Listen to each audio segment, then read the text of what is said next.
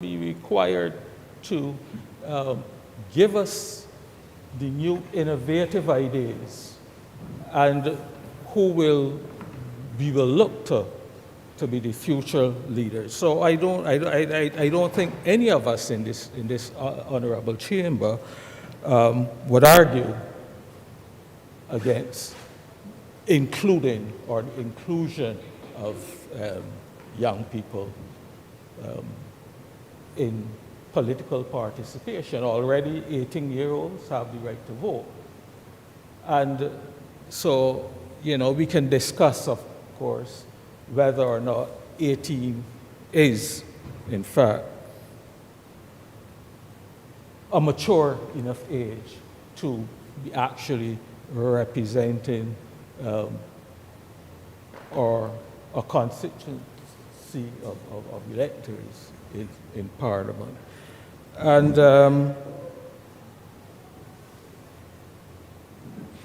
there's no right and wrong about it. There's no definitive age range. People mature at different ages, of course.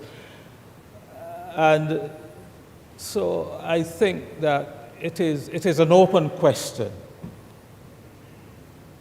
Perhaps more discussion on it would nudge us in a more certain direction as to where we see the young people as moving. But apart from representation in Parliament, there are lots of other ways which our young people can contribute in a positive way to the development and the improvement of life, particularly for their demographic.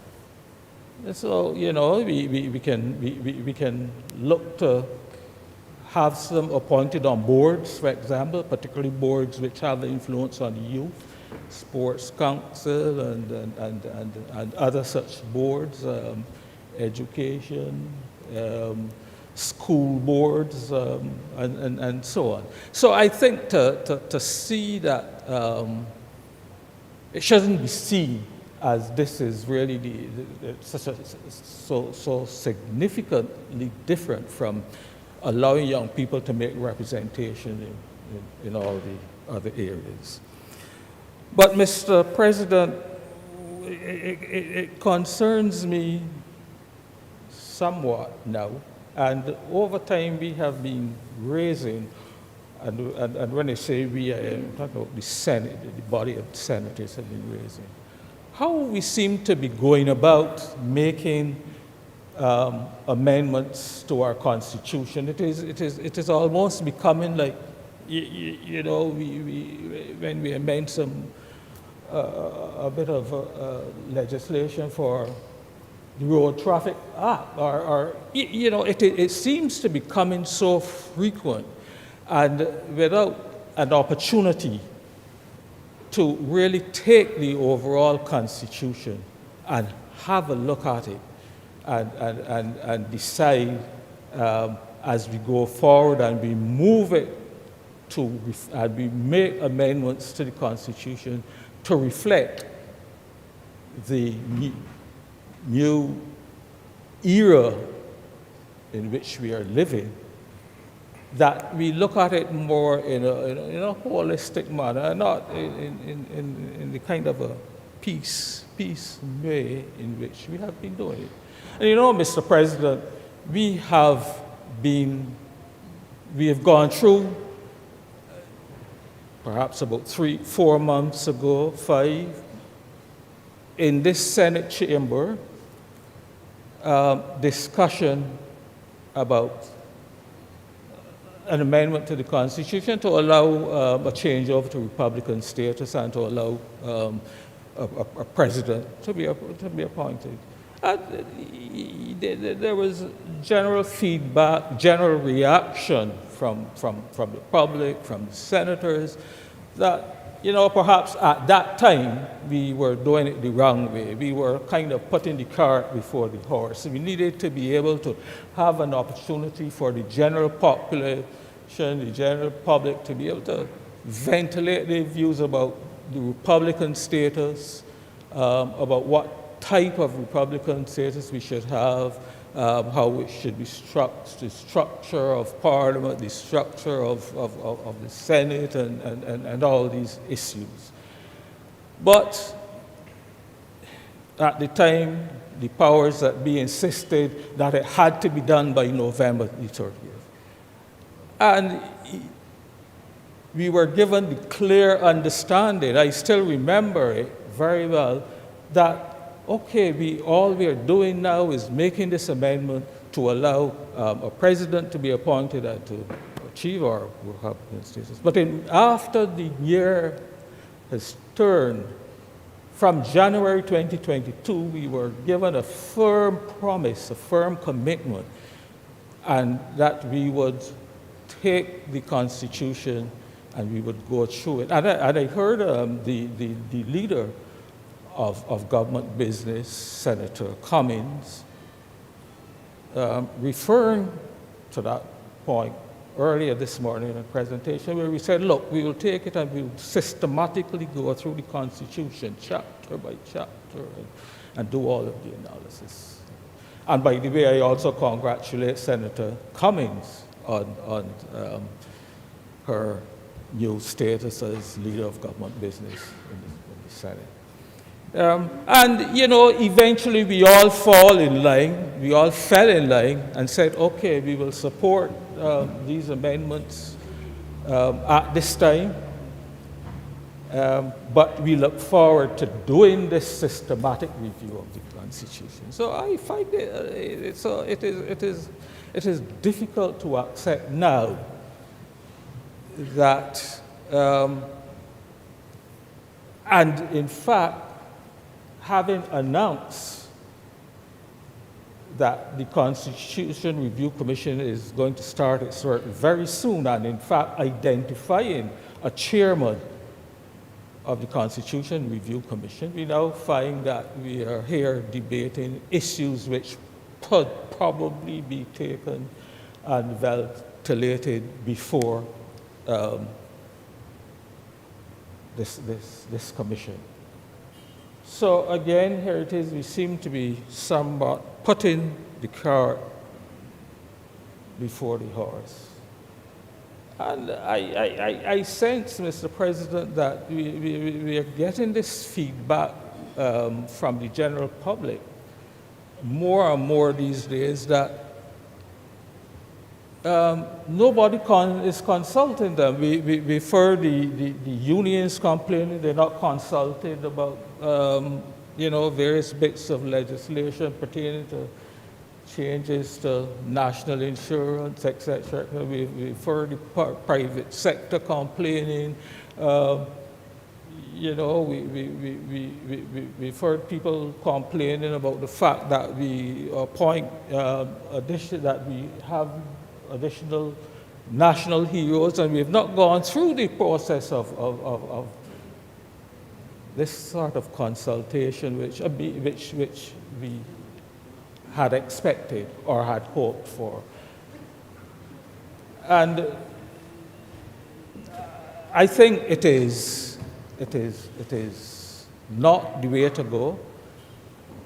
I don't want to see a new administration and a new organs of government moving forward in the way that we have gone, where we have these complaints from time to time about not consultation. The government has set as its standard that it will consult, that it will be open, that it will be transparent, that the things that we do will not be left to the whims and fancies of one or two individuals, but that government will listen to the general public and make sure that their concerns are heard even if at the end of the day they obviously will have to make their own decisions as the government, but that opportunity must be extended. And I have to ask myself, when you look at these two amendments, is there any urgency in either of them, which really requires that they must be done now, and that they can't be delayed until the Constitution Review Commission starts its deliberations? Well, we have heard, and Senator Boyce earlier made it quite clear that there's provision under Section 75, I think it is, to deal with the issues of appointment of other senators at this time. So it isn't that there isn't sitting right now on our statute books provisions for dealing with that issue. And so why not give the general public the opportunity to give their 2 cents worth, to make their input in terms of whether they see that these proposed amendments are necessary, or if they are, what are the considerations should be taken into account. I heard also Senator Rogers speak, and it's a concern which I also had, which is basically because of our system as it stands right now, where you can be sitting with the government on one day and the next day you're sitting as opposition, or you're in the opposition one day and the next day you're sitting with the government. And we have seen, as was articulated in the past, where people have left one side and gone over to the other and formed an opposition.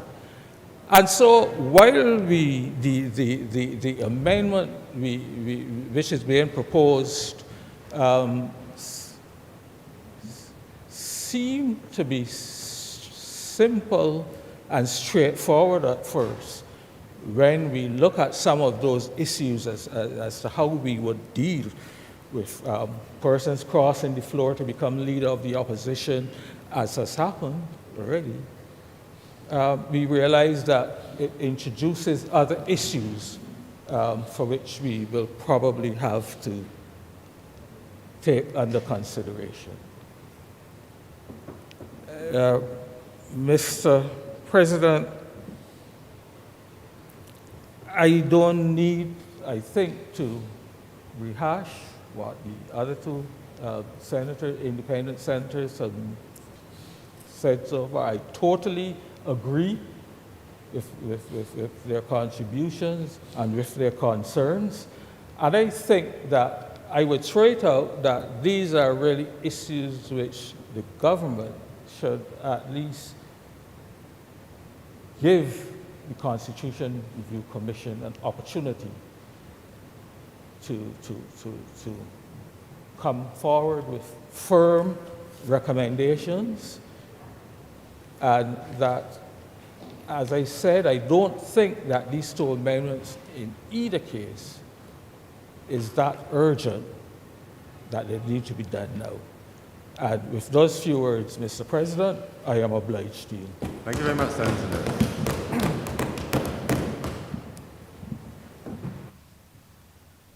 Senator Minard. Thank you, Mr. President. Mr. President, I too would like to congratulate you on being returned to the chair. And I would like to welcome Thank you very much. all senators to this chamber, particularly those who are sitting here for the first time. It is not an easy task. Mr. President, I wish to remind you specifically of a motto that says, non sibi sed omnibus. And in English, it means not for ourselves, but for all. And when I was a boy going to school at Foundation School, sir, I realized after a while that if you listen to it, those short lines of Latin, it could influence your whole life. And there have been times in my professional career, and there still are times when I'm exceptionally tired in the wee hours of the morning when most people are asleep, and I could make convenient decisions about treating the patient that might be to their advantage, and I have to remember that motto. Senator Walcott would have gone through it many times when he was actively practicing. And it means really that you must always be mindful that you can't only consider what you want, but what is best. You'll get it wrong sometimes, but you have to do what is best. I've asked myself, Mr. President, what problem are we solving? And you like to come up with solutions to problems, not solutions to problems that don't exist. And I am reminded that I'm not a lawyer, I'm only a doctor who happens to be a surgeon. But Section 5 of the Constitution says that the problem that we are solving has an existing solution. And solution is clearly written that the appointment of the 2 opposition senators in the absence of a leader of the opposition can be done by the president. So I asked, what problem are we solving? And as some of my colleagues have pointed out, there is, on analysis, the appearance that in this passing this legislation, if it passes, we might create other problems. And I want to comment on a little political history. And I think it's important I say this on my feet. I'm new to this game, but I suffer with insomnia, so I read excessively. And Mr. President, there was an occasion when an opposition party was displaced from its position when members of the ruling party crossed the floor. It happened in this chamber, Mr. President. So to say that something will not happen, lightning sometimes strikes twice, and it can strike 3 times. There's no limit to how often lightning can strike. Mr. President, I listened to young Senator Boyce and his strong presentation with regard to the youth. And I agree that youth representation is absolutely important. They are the future. I've always been an advocate for it. As a doctor, and often at school when I got put in detention because my views were not in keeping with what was desired. But Mr. President, there was a mantra that used to be said in this house: promise made, promise kept. Do not bury it. Resurrect it. You make a promise, keep it. When this country declared it was going to become a republic in its own speech, and subsequently it was said, we will go ahead because we do not need a referendum. We have a strong, overwhelming political mandate. And we moved to republic, amended the Constitution, and we elected a president. And it was said, we will have a year of intense constitutional review with a Constitutional Review Commission. And I ask, what has become of it? What is the rush? Why do we need, or why do we not allow the Constitutional Review Commission to allow the public, in the absence of referendum, to have its say on changing some of the entrenched parts of the Constitution? We should allow the Constitutional Review Commission to have it say. And we should live by the statement, promise made, Mr. President, promise kept. I thank you. Thank you very much, Senator Mary. Other speakers? Senator Drakes. Good afternoon, Mr. President, and good afternoon to all members of this honorable chamber. I congratulate all new members, Sir yourself being re-elected, Senator Cummins for now leading government business, and Mr. President, you were not here when we were in this place before, when we then moved to Worthing. But I must say, Mr. President, it is good to be back home, albeit in a different room, but it is good to be back home. Mr. President, I will make a short submission this afternoon to the constitutional amendments that is before this House. More so from the perspective that I am one of the younger members in the chamber,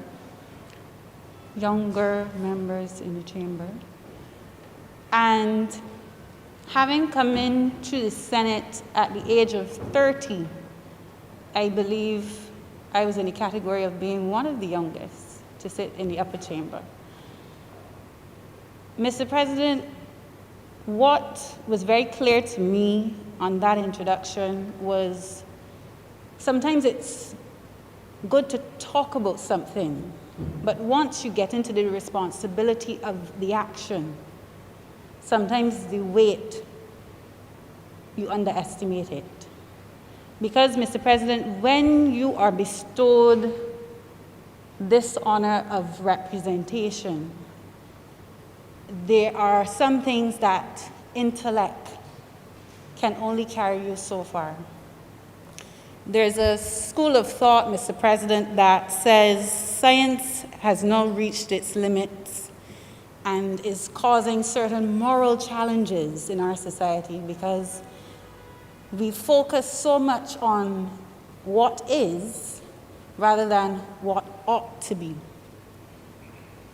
And I say that in the context, Mr. President, that with time and experience come instinctive wisdom as well as intuitive wisdom. Those things cannot be given to you in a classroom or in a textbook. You have to live it. And if you're living right, then you take those lessons with you and you build your wisdom as you go forward. And that wisdom then allows you to have certain convictions when you're faced with choices. Mr. President, I am in no way here standing saying that 18-year-olds should not be eligible to sit in the Senate. That, Mr. President, will get my full support. I understand that the Senate, based on its configuration, and you're appointed, Mr. President, I believe that 18-year-olds should have the opportunity to sit in the upper house. I, however, Mr. President, have my reservations. I have my reservations, Mr. President, with an 18-year-old being able to sit as an elected member of the House of Assembly. And I say that on the backdrop of there's an ugly side to politics, Mr. President. It is not roses and candy all the time.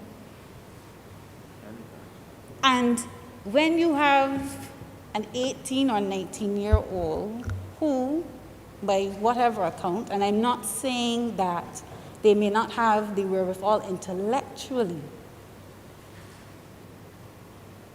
but can succumb then to the ugly side of politics, there is caution for me, Mr. President. Because I know that as much as we stand here and we say, yes, it is a good thing, how many 19-year-olds are sitting on boards at this moment? That does not stop us from electing them to sit on boards. How many 19-year-olds are on boards at the moment? How many 19-year-olds are appointed to being CEOs of any of the state-owned enterprises, for instance?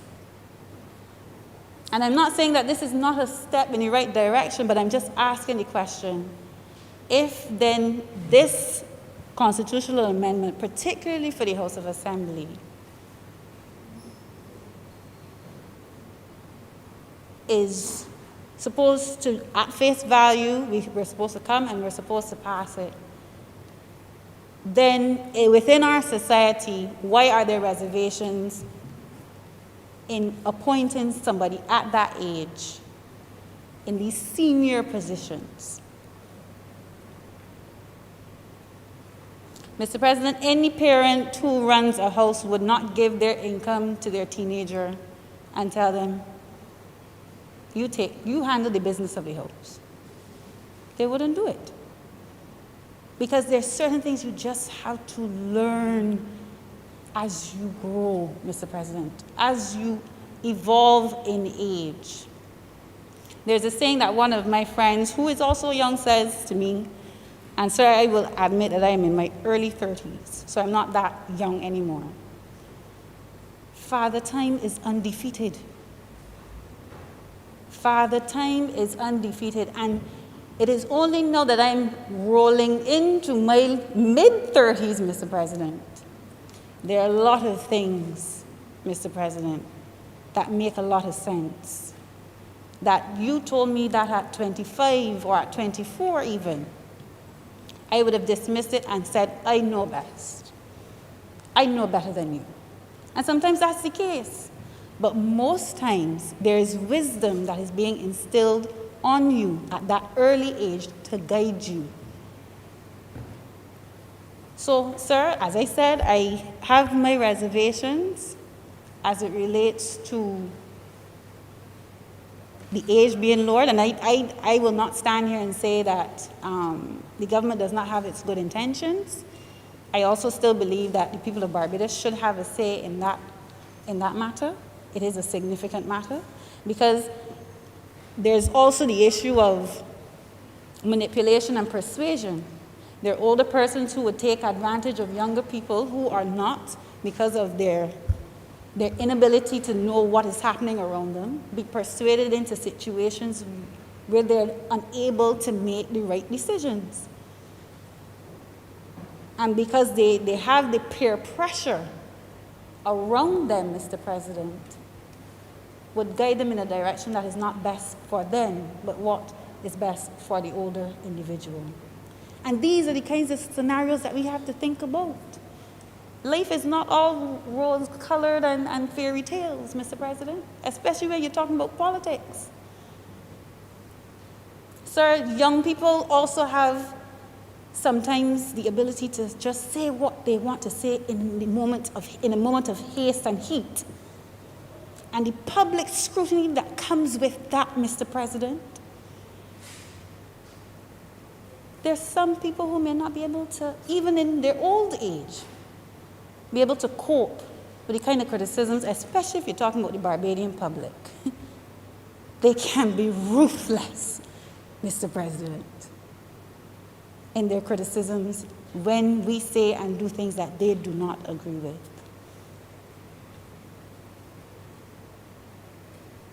But that is the totality of what we're talking about today when we're talking about these amendments. And I am in no way saying, sir, that in this new republic, young people should not have a voice. I would never stand here and say that. But, Mr. President, I still have reservations. When we talk about things like campaign financing and funding, when you really get into the nitty-gritty and the nuts and bolts of elective politics,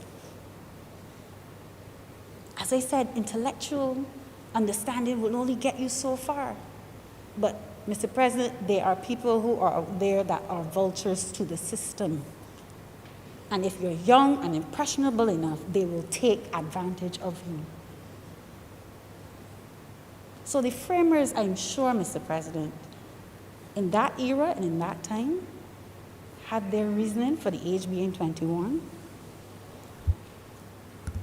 And for me, it is a case of a pause, a step back. Let the Barbadian public have their say in if we wish to reduce the eligibility of an elected member in the House of Assembly, because I am in no way going to stand here and say that I speak for all Barbadians. That is not what I'm saying. All I am saying, Mr. President, is there are two sides to this coin. And in promoting the youth, let's also protect them. Because, Mr. President, as was said on more than one occasion, and I will repeat it, we've had a snowball of events where we've been promised one thing, and yet we find ourselves in a situation where the promise is broken. I was one, Mr. President, when we moved to a republic, and I still believe that we put the cart before the horse. I believe that was said earlier. And we continue to make these decisions, Mr. President, out of sync, that then forces us to come to make decisions that seem inconsistent, and it appears that we will be causing further harm if other eventualities arise. So, Mr. President, I will just say that your word is your bond, and that is all you have in this life. Your word is your bond. Keep your word. I, like the rest of the independent senators who have spoken, wholeheartedly believe that the constitutional reform should address these matters, and it should not be left up to those members, just the members here in this chamber and in the other place. Yes, the government has been given an overwhelming majority at the polls. No one will refute that. Twice over, Mr. President. But there's still some sections of our society, and given the amount of people who stayed home at election time, who I'm sure still want to have a say in what the Constitution of Barbados looks like in this new republic. Mr. President, I am obliged to you. Thank you very much, Senator Drakes. Other speakers? Senator Cummings. There be no more speakers. Mr. President, thank you very much to all of the speakers who have taken the floor. At this time, it appears that we're going to have to just suspend and defer further consideration of this bill.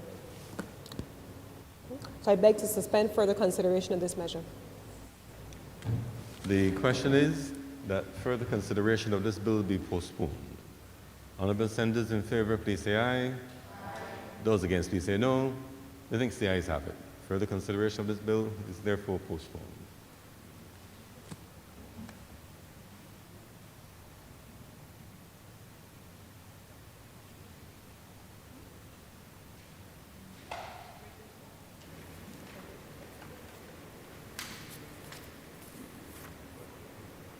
Order number 7, sir. Order number 7. In the name of the Honorable Leader of the House, to move the second reading of the Appropriation Bill 2022. Senator Cummings. Thank you, Mr. President. I rise to move the second reading of the Appropriations Bill. As members are aware, on, I believe it was Wednesday night, the other place completed deliberations on the Appropriations Bill and had a complete review of the estimates of expenditure for the financial year 2022 to 2023.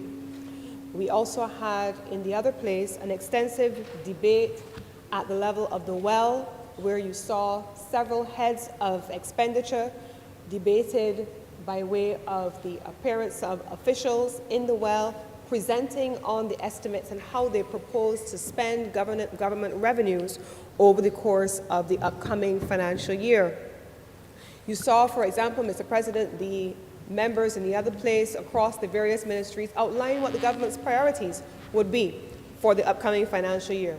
You heard about the housing revolution that is required. You heard also about the importance of having a complete road and infrastructure transformation program.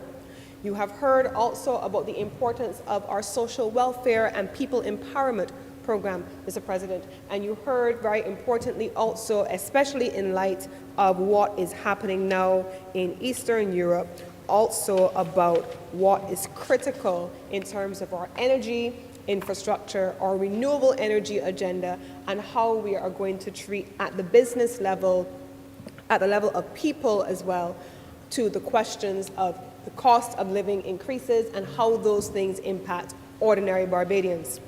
Mr. President, you heard also from our government officials on how we are going to treat to public sector reform. You heard also from our officials how we were going to treat to fiscal management and dealing with our state-owned enterprises. It was unquestionably so a comprehensive overview of the government's program. Over the course of the coming days here in the Senate, you will hear in the initial stages a debate coming among the colleagues on the various elements in particular that were also raised in particular by the public and the issues that we would need to bring to your attention. But Mr. President, I wish to start first by framing the context for this appropriations bill. I believe we have heard colleagues speaking about all of the challenges that the world is facing. Mr. President, if we were to take a backward view, everyone knows the things that are in our rearview mirror. We know that in 2018, where we came from up until 2020, we knew all the things that happened in 2021. And then we have a forward view, Mr. President. And those are the things that we have to be able to balance in these estimates of expenditure. Mr. President, when we talk about housing and transforming our housing stock, when we talk about the number of persons who are in need of emergency housing, when we speak about the number of persons, Mr. President, who have been on an NHC list for 20 years and for 30 years and the need for a revolution, we cannot speak about those things, Mr. President, without also considering the fact that there were 20,000 people who were affected simultaneously on top of those numbers over the course of the last year by Hurricane Elsa. We cannot discount the fact, Mr. President, that even as far back as Thomas, Tropical Storm Thomas, there were people who still needed to have their housing infrastructure looked at. We cannot talk, Mr. President, about the importance of ensuring that we have new engineering and new construction methodologies, and we've spoken about the Construction Gateway Project and what that's going to mean for these estimates of expenditure, Mr. President, without also acknowledging that we live in a space where climate change and climate adaptation and sustainable development are central to our conversations, Mr. President, and the loss of roofs in hurricanes, and as we approach the hurricane season, Mr. President, we cannot have those conversations about our forward view, Mr. President, without understanding how the compound impact of our backward view has put us in a position where we have to navigate how we spend the resources that we have. We cannot, Mr. President, talk about what our planning is going to be for the allocation of over $1.8 billion in expenditure over the upcoming financial year without an understanding that during the last financial year, we lost $600 million from our revenue base as a result, Mr. President, of COVID-19 and shutdowns in our economy. We cannot divorce those things from our backward view, Mr. President. All of them must be and have been taken into account as we go forward. Mr. President, we cannot equally so speak about our forward view and ensuring that our people have access to supplies, including critical food supplies, without treating to the supply chain interruptions that have taken place globally and the tripling almost of container freight pricing and shipping costs over the course of the last 8 months or so. We cannot also, Mr. President, speak about the development of our agricultural sector, ensuring that we have food security and that we're able to lower our food import bill without looking at the implications of that in a war in Eastern Europe, 30% of wheat production has been taken out as a result of a war. We do not live in a space on our own. We live in a global community where both domestic and international factors are and have affected us for the last several years, Mr. President. And so where we are now in these estimates of expenditure forces the government to make critical decisions about what we have to do now in order to deal with what has gone before and where we intend to go and to take our people. Mr. President, there are about 4 pillars that I want to speak about today in my contribution on the estimates debate. Financial management. Mr. President, in 2019, when this administration brought the Public Finance Management Act to this chamber, we spoke extensively about the importance of having a new fiscal framework. We brought legislation at the time in 2018 and into 2019 that spoke about the reform of our regulatory management, our financial management, and our fiscal affairs overall, so that the issues that we were confronted with in 2018 when we first came to office, we would not face again. So, Mr. President, when we talk about things like reform of state-owned enterprises, and that's been a conversation that has come up. Mr. President, in 2019, when we passed the Public Finance Management Act, the Public Finance Management Act outlined in great detail, in particular in Schedule 2, the list of both commercial state-owned enterprises and state-owned enterprises, and created an expansive framework that governed how they were to treat to government resources. Mr. President, you now have state-owned enterprises coming from 2019 that have a responsibility to submit biannual reports. Every 6 months, once a year. It details it goes into great detail to outline what must be contained within those reports, the 6 monthly reports and the 1 year reports. It speaks, Mr. President, about what needs to be done in terms of approval of finances. It removed the opportunity for state-owned enterprises to take the actions that were taken prior to 2018, Mr. President, where they assumed debt liabilities with no reference to central government.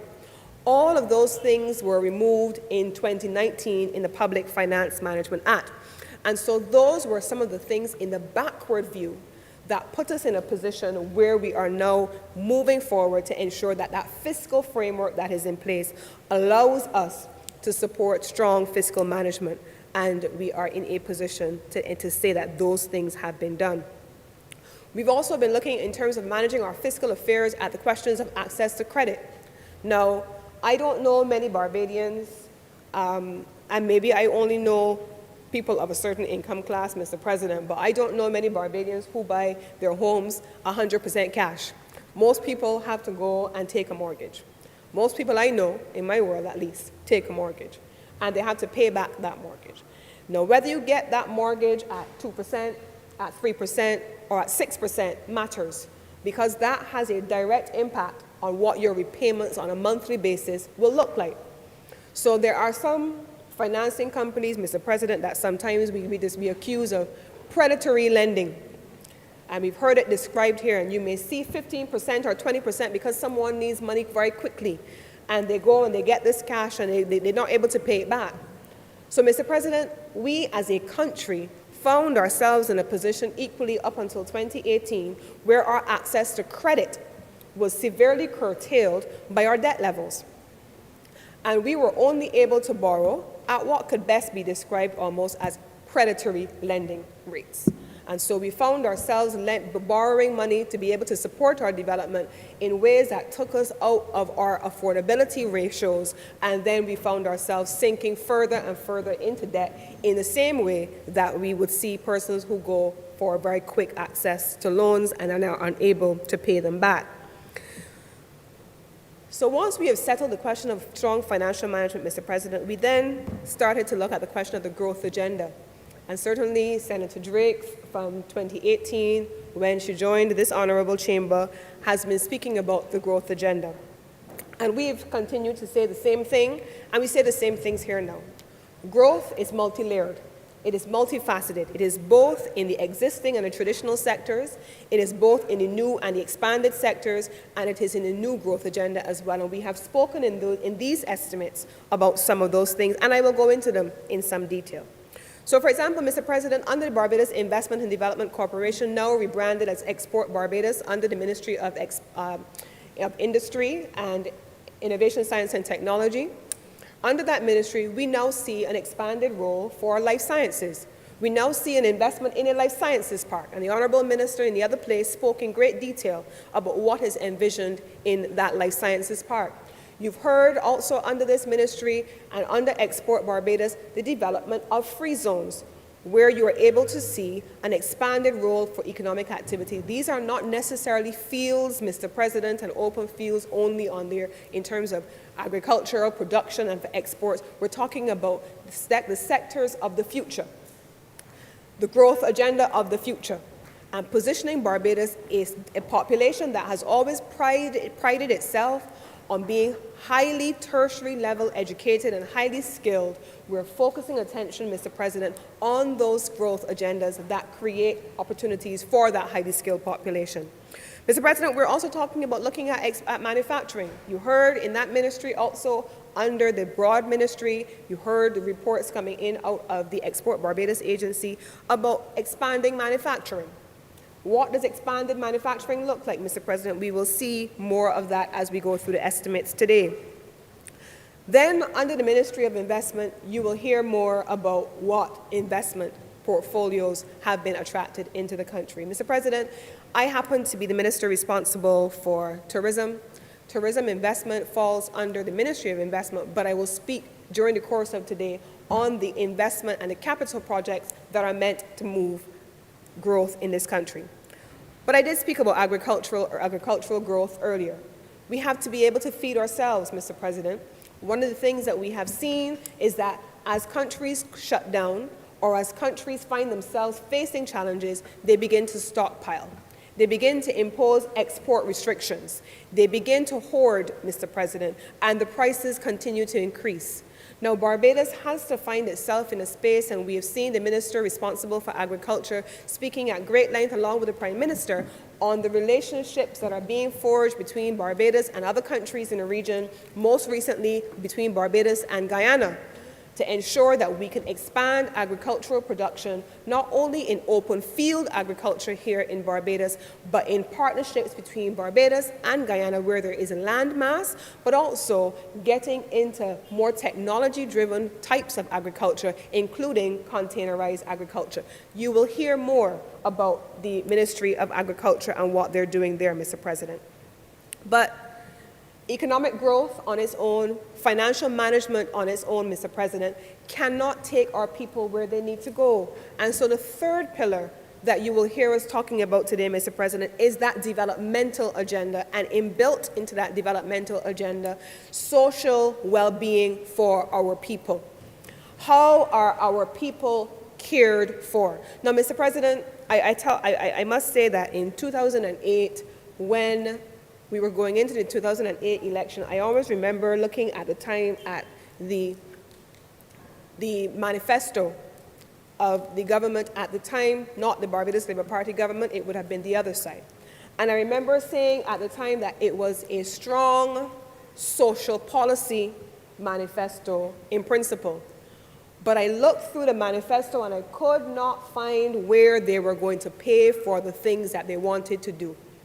In order to take care of your people, you have to be able to have a strong economic base that allows you the space, the fiscal space, to pay for the social services. Now, Barbados is a special place, Mr. President. Barbados is a special place, and we must never forget it. Barbados has such an extensive social safety net when compared to most countries in the world. We must never take it for granted. But that does not mean that there are not areas where we still have work to do. It doesn't mean that there are not people who are still left behind. It doesn't mean that the agenda for poverty eradication and greater levels of inclusion is not still necessary for us to have top of mind. All of those things are necessary. And so it is critical that as we manage what we have and we earn more, that we spend more on those who cannot for themselves do what they would want to have done. We have to look after our people, and that is the third pillar, Mr. President. That must include people empowerment. It must include connections between crime, violence, deviance, and family relationships, because in many instances, the home which births many of our children and the communities that are not shepherding or raising many of our children then translate into some of the challenges that we see on the other side of the fence, and we have to be able to pull those things together.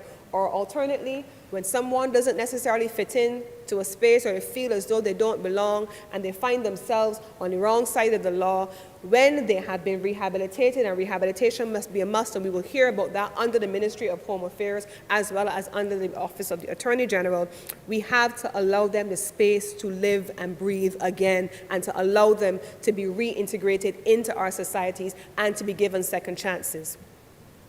Labor becomes a critical part of that, Mr. President, and so you have heard and you will continue to hear from this side all about the agenda for a new relationship in terms of the relationships with our trade union partners and also in terms of how we treat to employee relations with employers.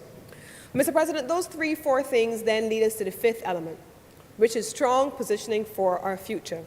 These estimates of expenditure, Mr. President, put us in a position where across every ministry, across every sector, touching every person, not in every way that we would want to, I have to confess, because we simply aren't able to do everything we would want to, but we want to, we need to then position ourselves in a strong way to move forward in the future. And what are some of those things, Mr. President? I have a term and I use it all the time. I'm sure I've used it here. I call it the institutional scaffolding. We have to build the institutional scaffolding. If you think about it as a house that you're building, you come, you take up the ground, you put in the backhoe, you backfill it, you lay the foundation, and then you put on the ground floor, then you put up the walls on the outside, and if you decide you're going up 2 stories, you come behind, you put up the 2nd story, somebody comes behind, they put up the 3rd story. But Mr. President, each one is built on a previous level. The previous level on which that is built has to be able to support that which it is carrying. Otherwise it falls and it crumbles, and it is that kind of thinking that I'm referring to when I say that a strong economy and a strong commercial sector must be the basis on which we are able to do some of the social spending and the developmental spending that we all agree is critical. So what are some of the sectors of the future, Mr. President? What are those institutional frameworks, Mr. President? How do we get into questions of productivity and development for our people? And that is what brings me, Mr. President, into the detailing of our estimates. Mr. President, we have estimates of expenditure totaling $1.8 billion on average here in this amended document.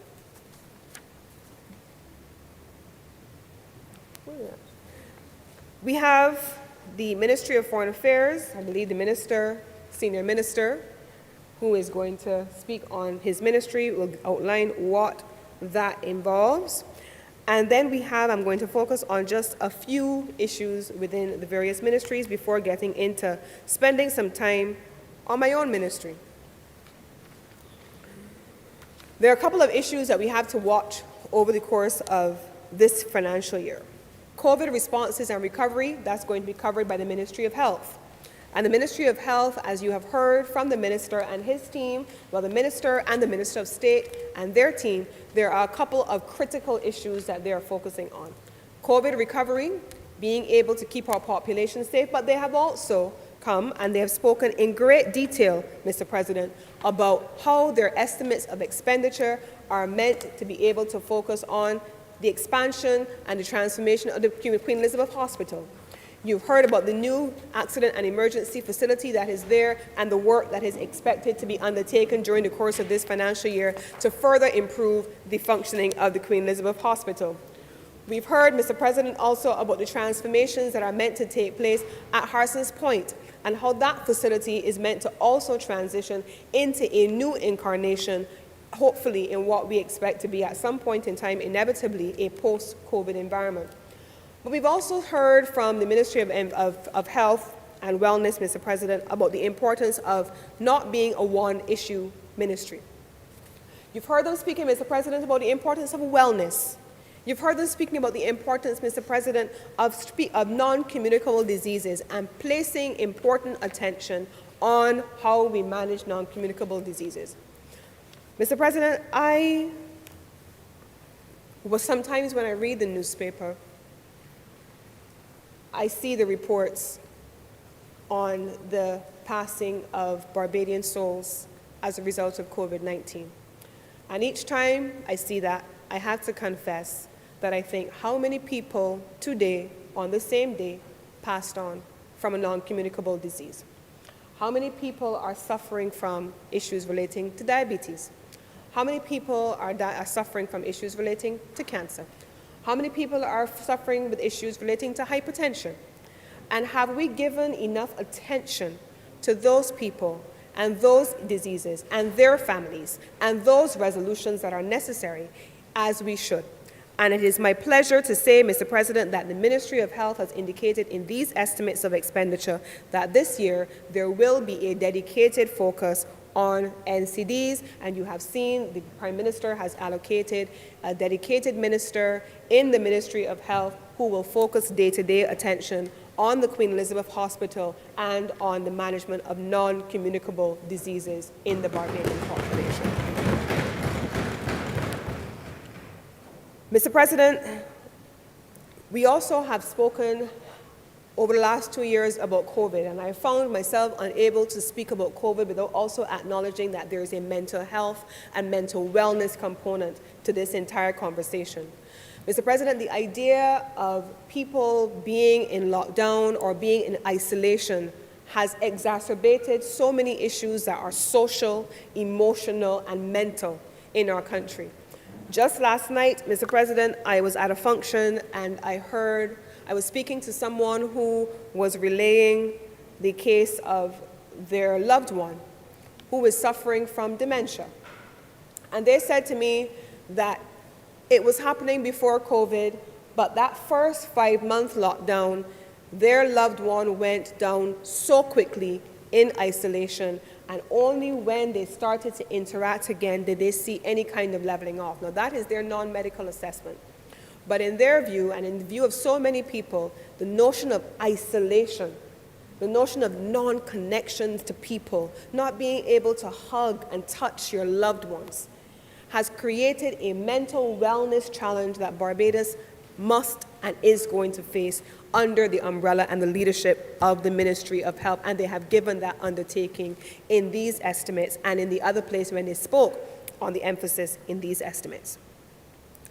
Mr. President, we have here with us in this House, in this chamber, a minister who is going to speak when it is their turn on the importance of the Sustainable Development Goals, and those include health issues as well. And Minister Monroe Knight is now in the office of the Prime Minister, and she's going to be speaking when it is her turn on the issues relating to the SDGs. But here's what is also happening, Mr. President.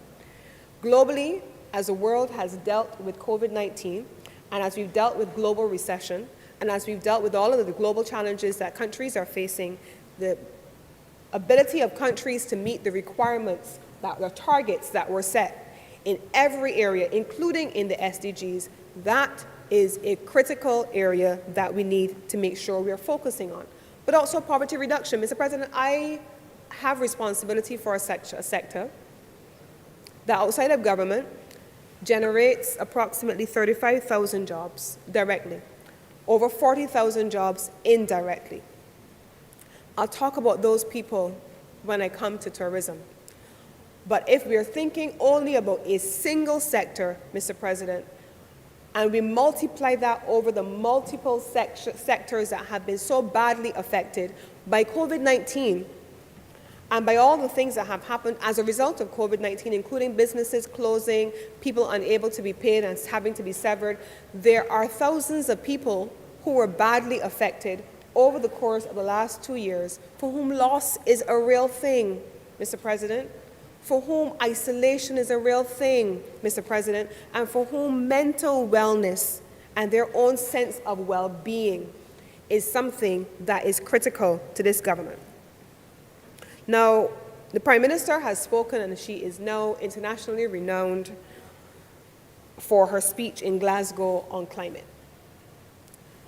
You have heard her speaking here and abroad on the issues relating to climate change.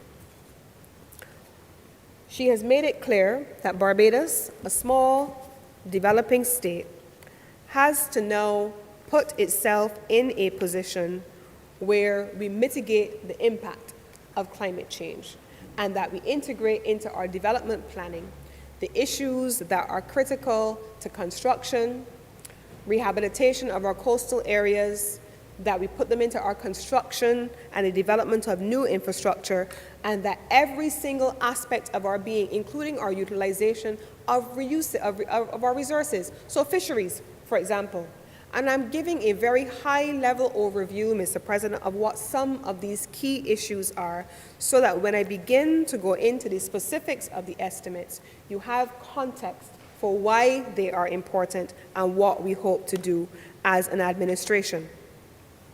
Mr. President, under my ministry, which is where I want to start my own substantive presentation over the course of today, you have a dedicated head of expenditure where we are speaking, Mr. President, to 4 main priorities.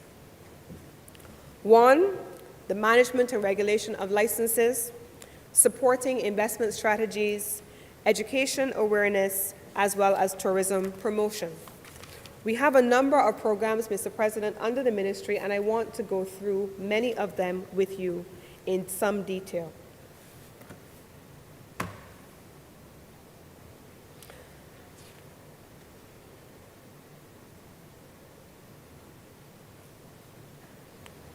Mr. President, let's start first and foremost with the National Tourism Program. National Tourism Program is a program that is funded by the Inter-American Development Bank, $20 million allocated to the National Tourism Program. Under that program, Mr. President, there are a number of key elements that we're looking forward to sharing with Barbados over the course of the coming year. Those include, Mr. President, the rehabilitation of the National Trail. You're going to see that started over the course of the last year. We also are seeing, Mr. President, the rehabilitation of the car park and the Barbados Museum over by the UNESCO Heritage Area. You're also going to be seeing the rehabilitation of the old town hall building opposite St. Mary's Parish Church in Bridgetown, and those things are all going to be expected during the course of this financial year, and they are allocated in the estimates of expenditure. Mr. President, there is one area that we have not spent a lot of time on historically, and I want to spend some time on it today.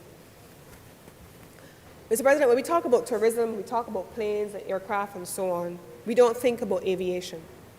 In the Ministry of Tourism and International Transport, we have responsibility for both the Bridgetown Port and the Grantley Adams International Airport. And I want to spend some time today talking about how we are going to anchor 2 new growth sectors out of those 2 facilities. 2 new growth sectors out of those facilities. What are those 2 new growth sectors, Mr. President? Aviation services. Let's start there. We have all across the Caribbean, and certainly here in Barbados, we talk about luxury tourism, for example. We have a luxury segment that is all along our west and our platinum coast of the island.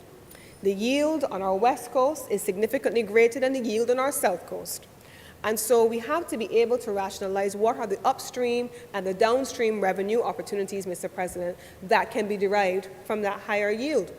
Mr. President, we have made the determination that when we mapped our sector, that a number of those persons are coming in the front of the plane, upper class cabins, or alternately, there is a growing trend of private charter planes coming into Barbados. They come, they bring their guests, they want to set up fixed base operations here in Barbados, but they also need ancillary services. And what are those ancillary services, Mr. President?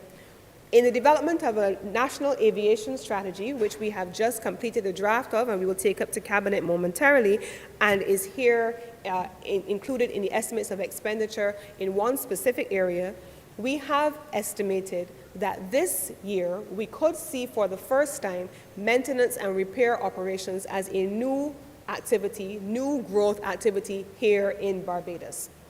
We could see over the course of this financial year, Mr. President, and into the next 2023, the emergence of transshipment and cargo operations here in Barbados. Barbados happens to be the most southerly located destination in the region.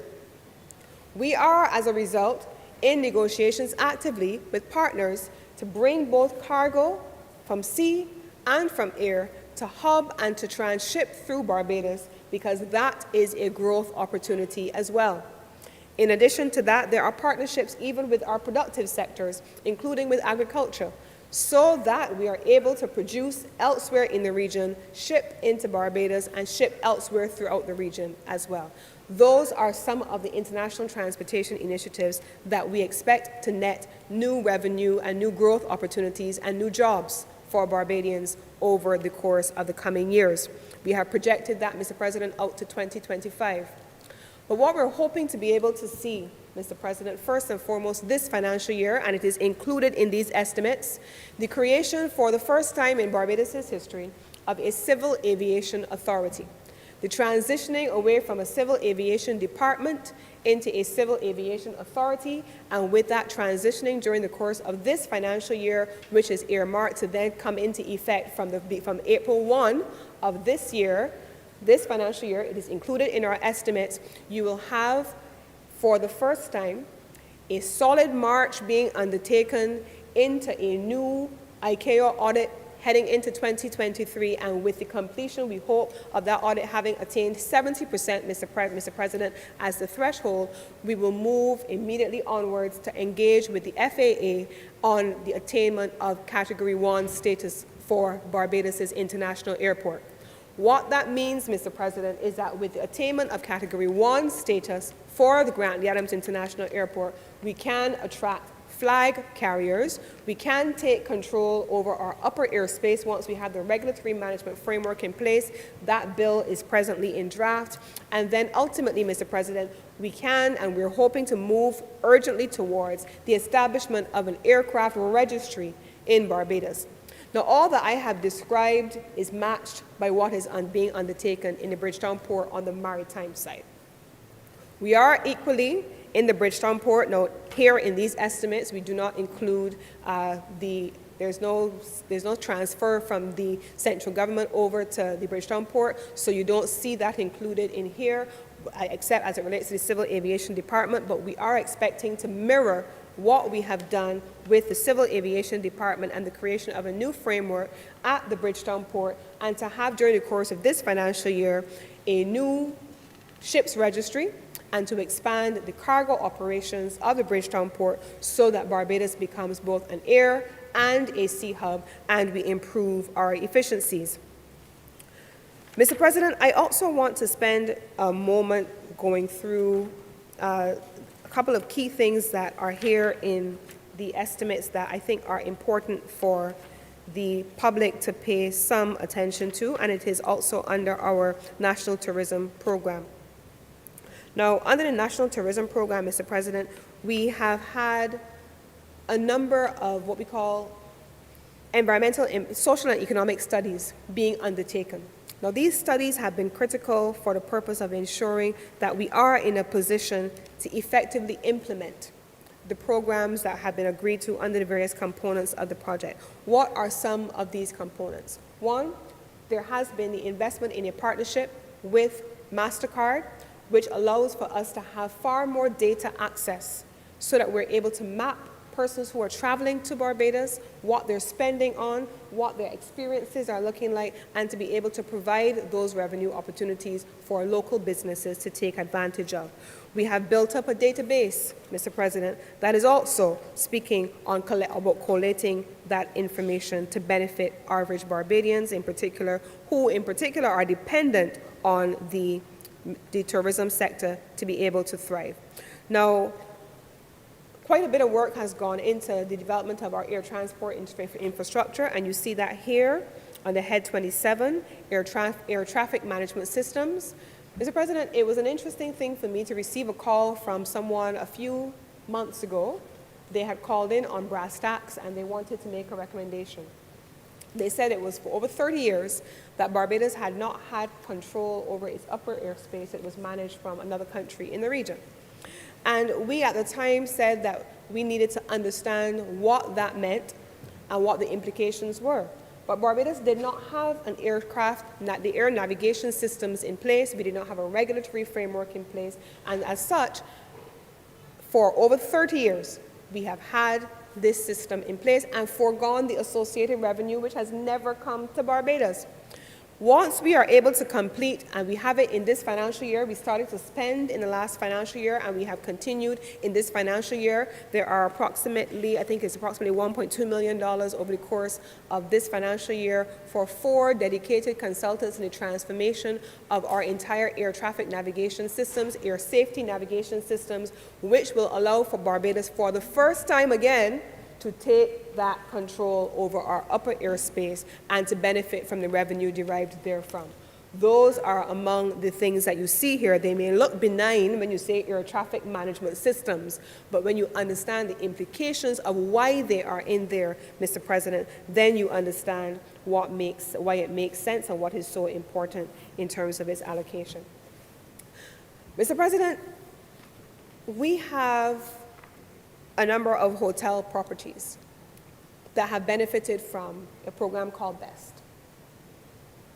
The BEST program is a $300 million program under the last financial year, and during that financial year, we had 2,700 odd persons who were re-engaged under the program, and just under 50 businesses, including hotels, car operators, and so on, who came into the program as well.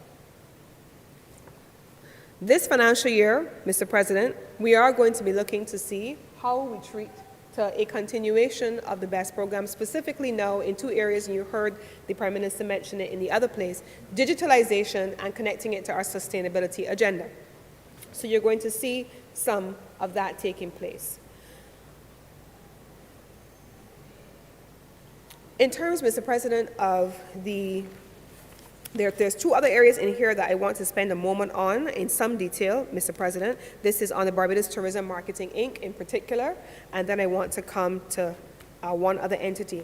Barbados Tourism Marketing, Inc., as you know, was taken off of central government's books right before 2018, and then we were deriving revenue for that entity to finance its operations from the airport charges that were coming in from departing passengers. That is expected to continue, Mr. President, and we're hoping that with the traffic that we have seen over the last winter season, the winter season so far, we're heading into April shortly, and so we'll be coming to the end of the winter season, but I'll tell you this, what we have seen so far, Mr. President, is that most of our partners are reporting an above expectation winter season for 2022, 2021, 2022.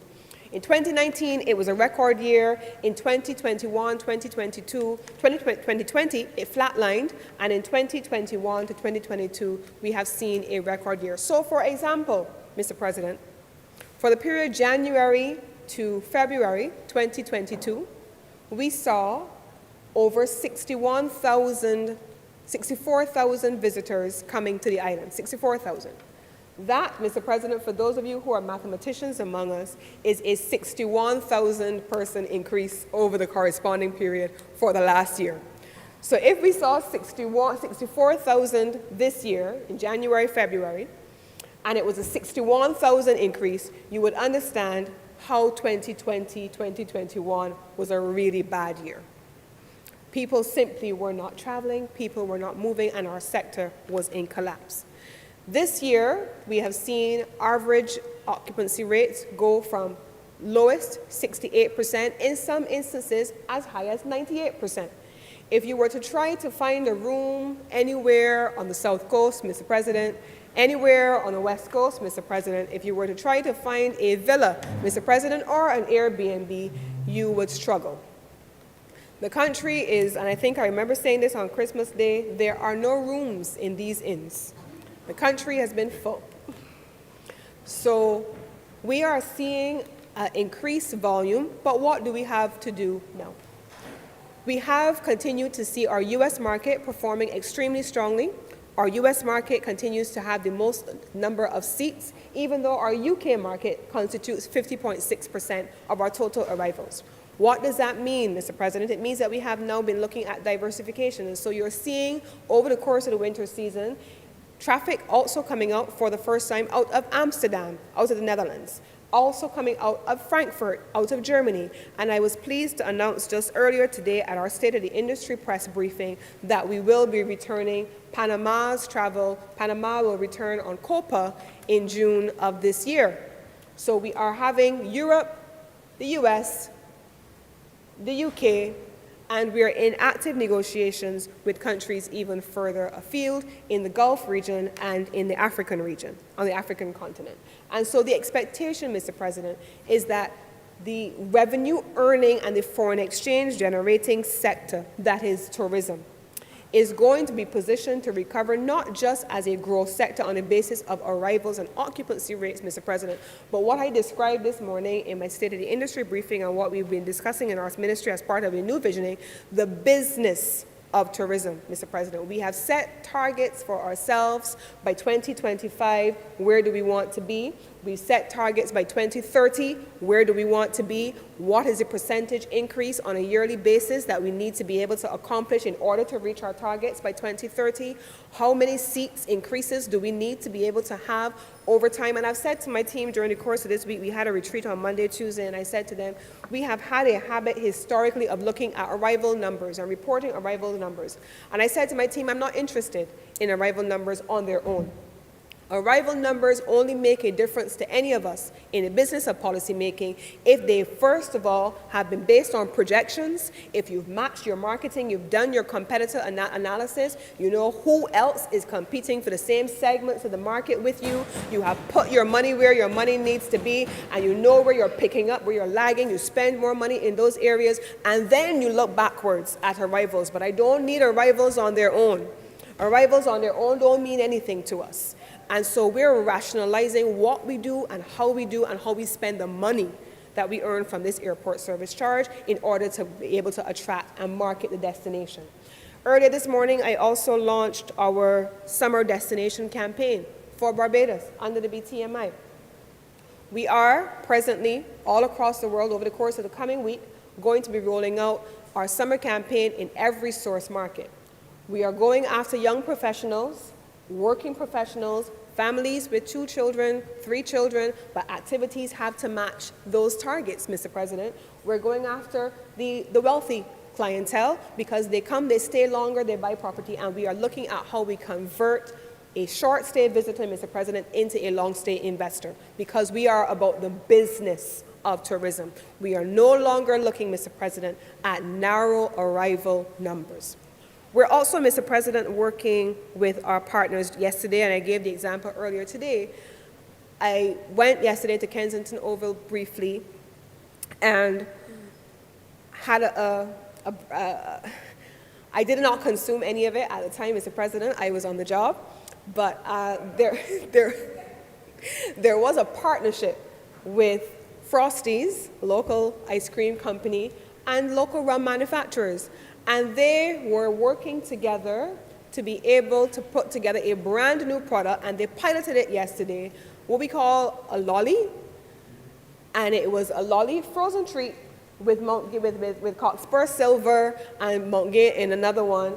And they were going like hotcakes. They were giving away free samples, and we would know that the guys in the party stand were happy. Happy.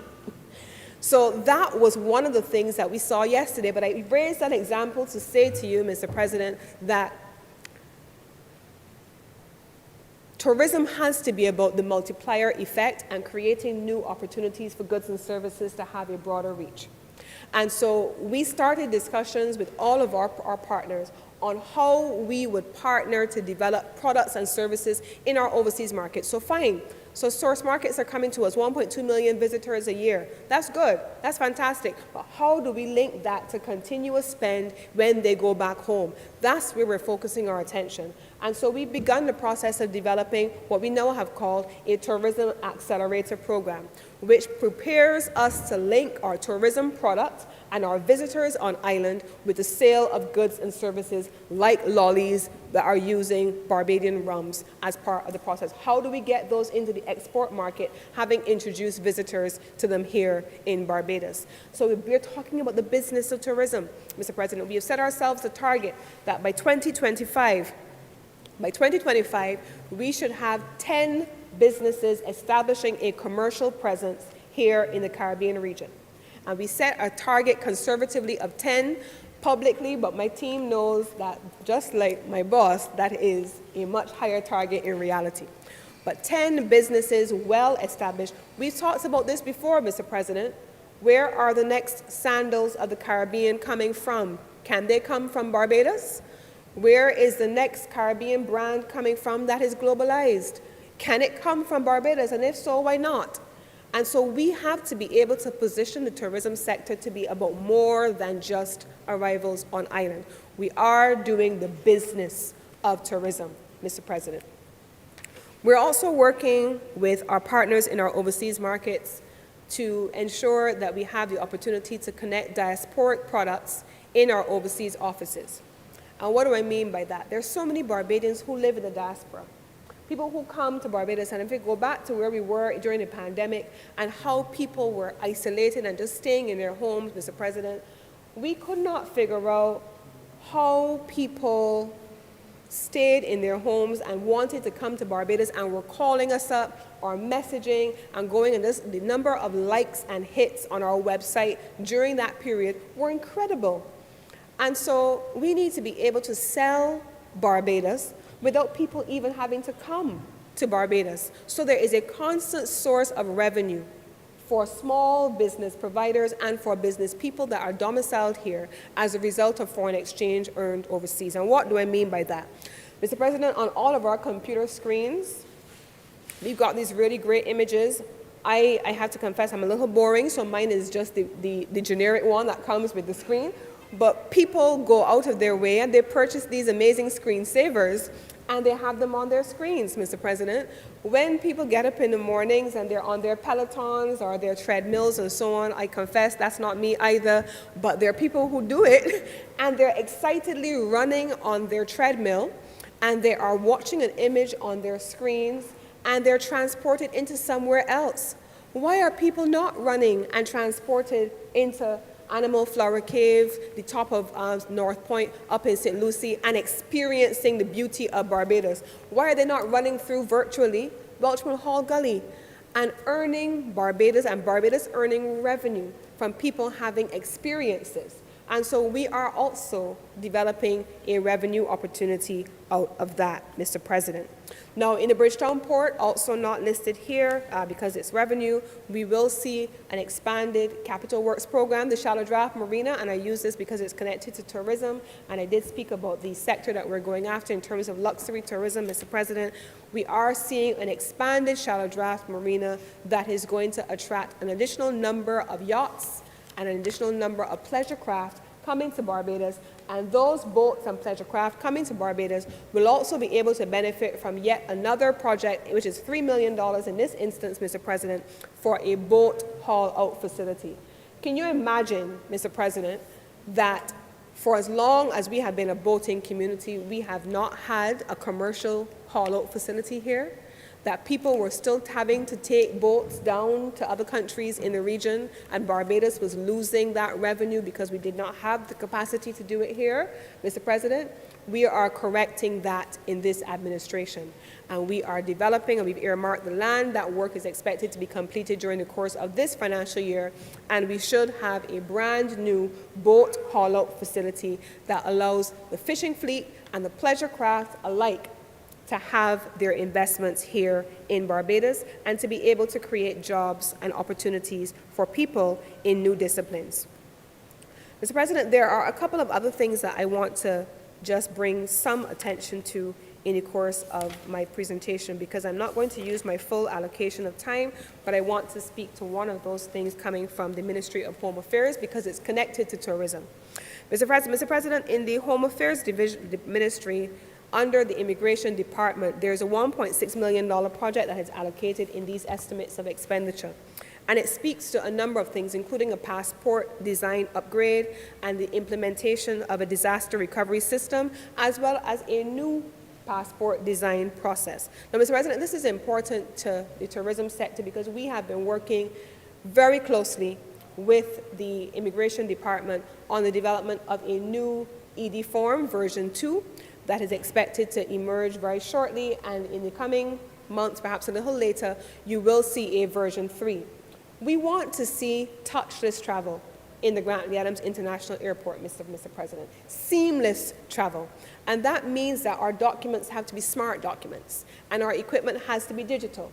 Over the course of the last few weeks, Mr. President, we transferred from the Grant Lee Adams International Airport to the Immigration Department 57 kiosks valued at over $4 million to the Immigration Department to have them take responsibility for processing passengers in the Advanced Passenger Information System and on arrival in Barbados through the Grant Lee Adams International Airport. Mr. President, with the changes that have been made to the arrivals process, we are now averaging from disembarkation of the aircraft all the way through clearance of immigration. If you've completed your BIM safe, it's now taking approximately 9 minutes to clear the Grant Lee Adams International Airport until you go to collect your bags. And if you have not completed your BIM safe in advance, we are averaging 11 to 12 minutes to clear up until immigration. This is a significant transformation of the Grant Lee Adams International Airport experience, Mr. President, and a lot of it is driven by the incorporation of technology and the transformation of our processes. But we're not stopping there, Mr. President. This process here is going to allow for automated passport control kiosks and the software network infrastructure, as well as the maintenance. It's costed at $968,000, and over a 3-year period, mapped out over these estimates, you will see the upgrading of the kiosks and the transformation of the work which has already been done in the Immigration Department at the Grant Lee Adams International Airport to bring those times down even further. We already have the Advanced Passenger Information System, we have the Advanced Customs Information System, and you are going to be seeing, certainly on the Bridgetown Port side, because you know I'm always comparing the two entities, the Bridgetown Port and the Grant Lee Adams International Airport. You also have the Maritime Single Window also in implementation at the Bridgetown Port, and as such, we are pushing very aggressively to have clearances. Now, I want to speak about the cost of living, Mr. President, as it is connected to the port and clearances, because those are critical issues that I know Barbadians are dealing with. Mr. President, we now have a system in the Bridgetown Port where there are multiple agencies that are involved in clearances: Ministry of Agriculture, Ministry of Health, Plant Quarantine, EPD, Customs, and all of those agencies function under a different regime. We have created, Mr. President, under the umbrella of the social partnership, a port efficiency subcommittee that reports into the social partnership on how these entities are interfacing. This is a committee that was established in 2019 and it continues to function to date. We have just implemented a series of transitions, and in the Ministry of Business Development in particular, you heard the Minister Simmons, speaking about the electronic single window that is going to be introduced with support from the Caribbean Development Bank. That too, and the establishment of this project unit, those things are also included in these estimates of expenditure, Mr. President. And so we're looking to make sure that we're able to expedite clearances of people, expedite clearances of cargo, and in so doing, bring the cost of doing business in Barbados down, moving things faster through, but also making life easier for people. Mr. President, I want, in my final comments, to raise two issues. Those two issues, Mr. President, relate to the Grant Lee Adams International Airport and those two issues relate to the Grant Lee Adams International Airport, Mr. President, and the Harsons Cave. Harsons Cave is in these estimates, Mr. President, because there was a pre-existing loan that you have seen there that central government has undertaken responsibility for. But Harsons Cave, as you know, went out to concession in 2020, and it is being managed presently by a third party, Chukka Caribbean. There is a management agreement in place, and the government of Barbados is able to generate from that concession agreement benefits that come as a result of that agreement in place. Harsons Cave now has undergone a $6 million renovation and a rehabilitation project. The caves are open and have been open since July last year, but we have now taken one attraction and converted that one attraction into 5 attractions, Mr. President. So there is expanded scope and scale at what is Harsons Cave. What are some of those additional attractions, Mr. President? We now have a bungee jump. Well, I'm not even sure if it's called a bungee jump, but you kind of jump down and you're suspended in air. You have a swing bridge, a bridge that is hanging over the gully 80 feet down. You've got this gully that is heading over. I don't know how, but some people may enjoy that. You also have an infinity pool where the family can come and they can enjoy the swimming pool, but you also have a rum museum and a rum tasting center. And so you can come, you can enjoy Barbadian rum, the home of rum, and they are partnering with one of our local manufacturers to be able to have that done there. So it has now gone from a 2-hour experience into a whole day experience at Harson's Cave, covering a range of different things. There's also a bird aviary, and a monkey park, also in Harson's Cave. So you've got a range of things happening there. Mr. President, that arrangement at Harson's Cave is no different than the arrangement that we are currently negotiating for the Grantley Adams International Airport. The Grantley Adams International Airport is not being sold. It is not being given away. The Grantley Adams International Airport, like the Harson's Cave facility, is in negotiation for a concession agreement for a management company to run it. Now, what is that management company meant to do, Mr. President? That management company, on the basis of where we are now, is expected, and we have 13 bidders who came into the process and who are still interested in the process, 12 who have committed to going forward. And those companies, Mr. President, are from all around the world, and the minimum threshold, and I remember when in the last term I brought this legislation here and we spoke about it, I gave details on how the management company needed to meet certain critical thresholds.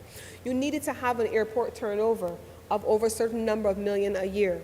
You needed to have had a certain revenue base of hundreds of millions of dollars a year. And so that meant that only experienced operators were likely to come and be able to apply for a concession to run Grantley Adams. I'm proud to say that we have been able to attract bids from the top airports and airport operators around the world.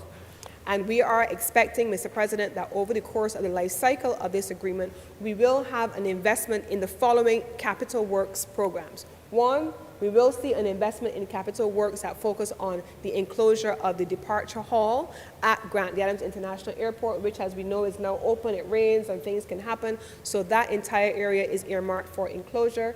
We will also have an expansion of the commercial areas at Grantley Adams International Airport so that there are greater opportunities for commercial revenue and for commercial generation. We are going to see investments in safety and environmental and security arrangements at the airport, which will include things like wastewater treatment, incineration facilities. You will also include things that will cover the Barbados Fire Service, for instance. Those kinds of things are all contemplated within the arrangements. The security, the access control, and the regulatory management of our airport remains with the government of Barbados. They are not transferred to a third party. The commercial aspects, the aeronautical and the non-aeronautical aspects, they are the ones that are transferred to the concessionaire, but Barbados retains control and ownership of our international airport, and we retain control of the regulatory management under the new Civil Aviation Authority. Mr. President, I spent some time on my own estimates, largely because we were not participating in the well exercise in the other place. And so I wanted to take some time to go through, for the benefit of Barbadian public, what we were proposing to do in our ministry. But I want to take the time to say at the same time, Mr. President, that all across every other ministry, just like we asked the country to do, there were wants and needs. There was highly desirable, must have, would be nice to have. And we have all had to prioritize to ensure that we had the things that we must have. The things that would be nice to have, certainly I have a bit of an advantage because I have a revenue generating ministry that is meant to say, if we can make more money, if we can generate more revenue for the country, then there will be more access to capital for the wants and the things that we would like to have and the things that we would like to be able to see. And so that responsibility rests on all of our productive sectors to be transformational, to be innovative, to be able to treat to the needs of those who are commercially oriented, as well as to treat to the man on the street who wants to be able to benefit also from an investment made by this country. We have to be able to ensure, Mr. President, that in these estimates of expenditure, as we look across every single ministry, from social services to productive sectors to regulatory management to legislative reform, that we are able to see that we have a comprehensive budget allocated for the next financial year. Is it going to give you everything you want? It didn't give me everything that I wanted. It's not possible. The backward view that I started out with by talking about all the things that have happened over the last 2.5 years, those things will mitigate our ability to do all of the things and to have all of the things that we want. Just like in our households, we choose sometimes what we're going to go forward with now, what we'll hold for until a little later, and what we'll come back to when we have some more flex room and we have some more room in our budget. That's what our country is doing, Mr. President. We're making sure that there are jobs. We're making sure that we generate growth so people can earn a living. We're making sure that we position our future in a world, Mr. President, where small island developing states have limited space to maneuver. And they're fighting against North and South and caught between North and South, Mr. President, and we have to carve out a space for ourselves. I can only say, Mr. President, that over the course of the coming days, as we continue to debate these estimates, that I am looking forward to hearing the robust contributions of all of the members of this honorable chamber, in particular those who have an interest in productivity and economic development, speaking about the things that we would wish to have raised and elevated to national consciousness, and I will have an opportunity when we close this debate to respond to any questions which are raised. And with these few words, Mr. President, I beg to move that this bill is read a second time.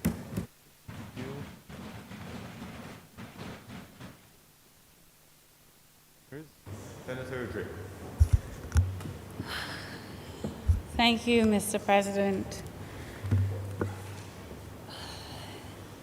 Mr. President, I want to start this debate by saying this is the third year that I am sure that the Ministry of Finance and Economic Affairs has had the painstaking task of trying to put together these estimates that outline the projected revenues and expenditure because, Mr. President, if we are all being honest, there's such a level of volatility, a high level of volatility in our environment at the moment. Planning a year in advance, in some respects, almost seems absurd because from day to day, from event to event, the world is changing so rapidly that we cannot sometimes see when there is a major shock just around the corner. Sir, and I say that because we're not even, we haven't even completed the first quarter of the year, and the global economic projections from December 2021 have significantly changed. Mr. President, the Bank of America already has lowered the projections for the gross domestic product coming out of the United States of America just from 2021. They've now said that the economy will contract by 0.3 percentage points, and we're also seeing reduced estimates coming out of Europe.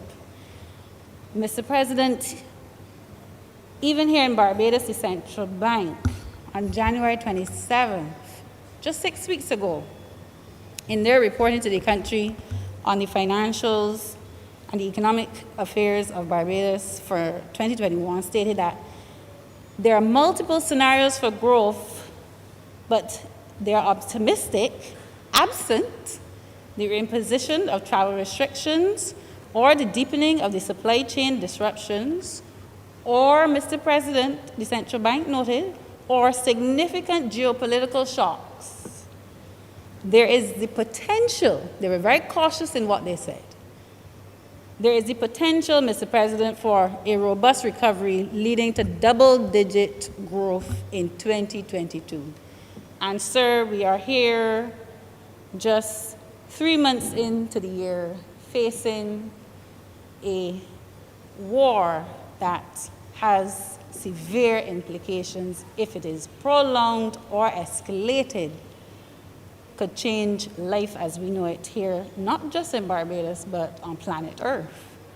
Sir, global inflation rates due to the invasion of Ukraine have hit record highs. We know that the inflation rate has now hovered around 7%, and that has had an impact, obviously, on the price of things like oil, subsequently energy, and because Ukraine and Russia are quote-unquote the breadbasket of Eastern Europe, the impact that it has had on the price of food. And sir, we've heard a number of these things already.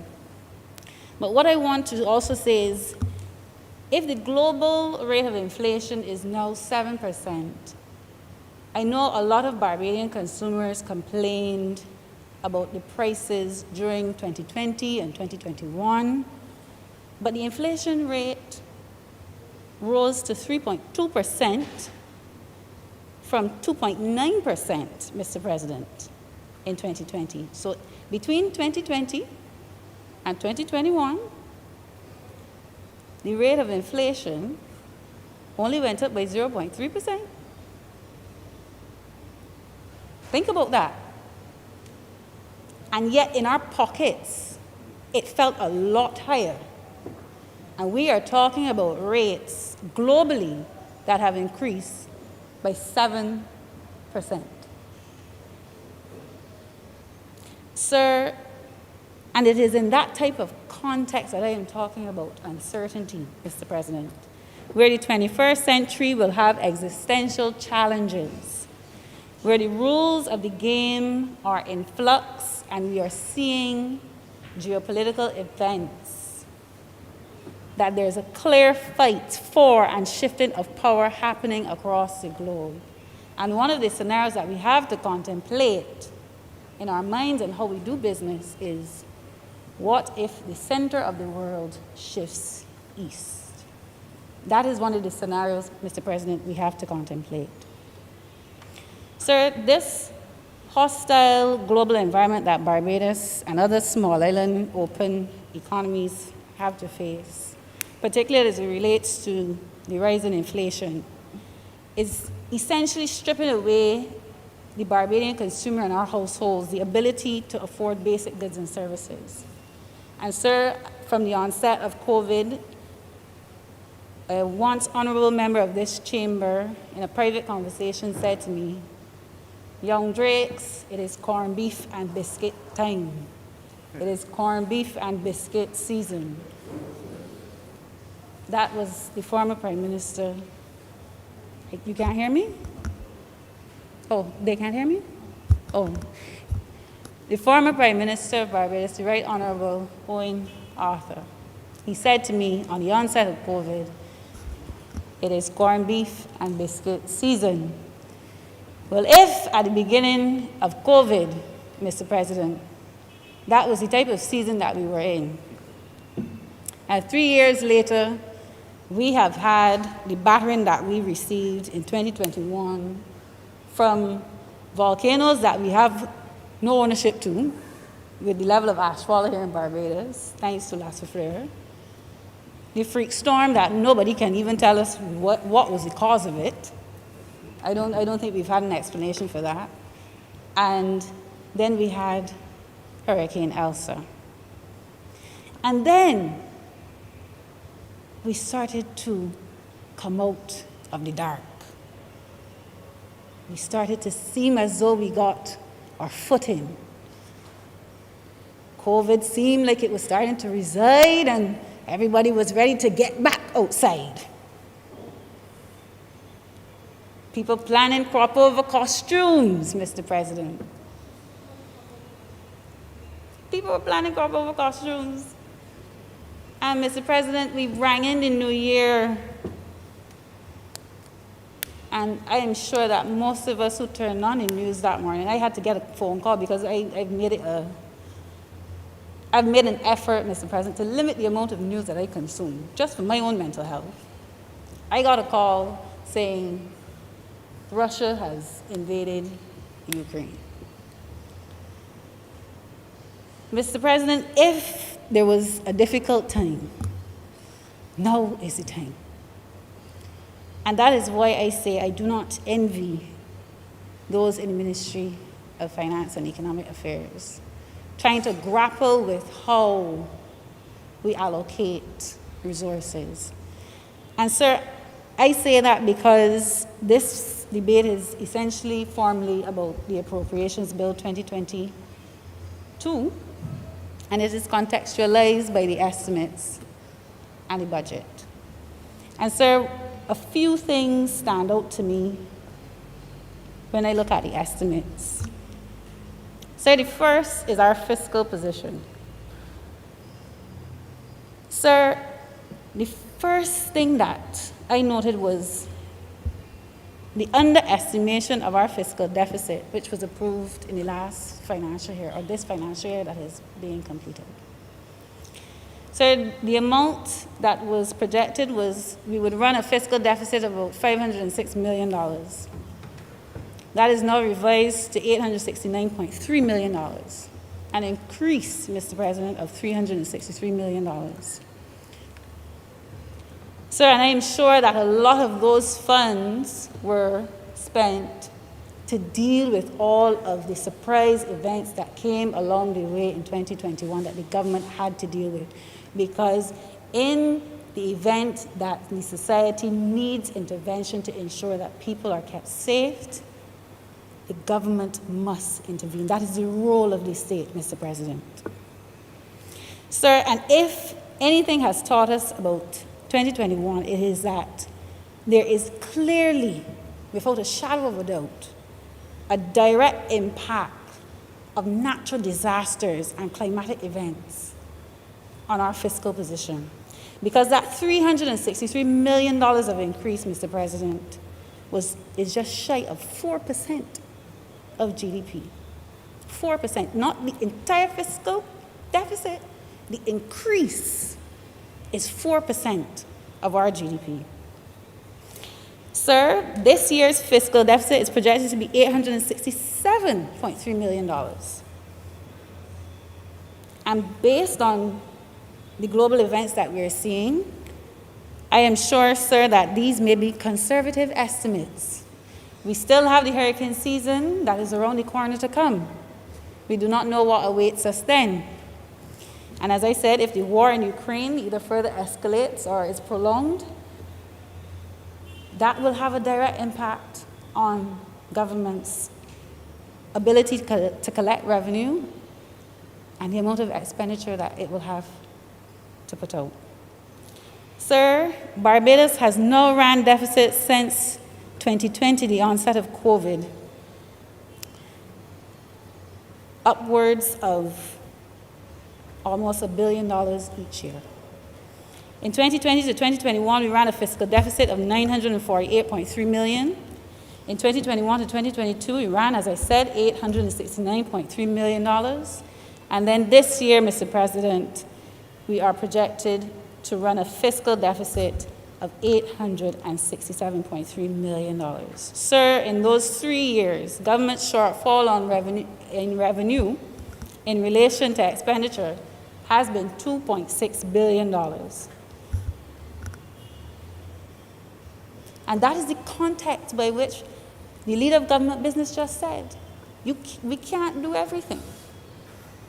Because when you run these types of deficits, and then you have to turn around and finance them, Mr. President, you have to start to pull out the needs and set aside the wants. Because it would be in poor fiscal management for any government in this type of situation to have a free-for-all, Mr. President.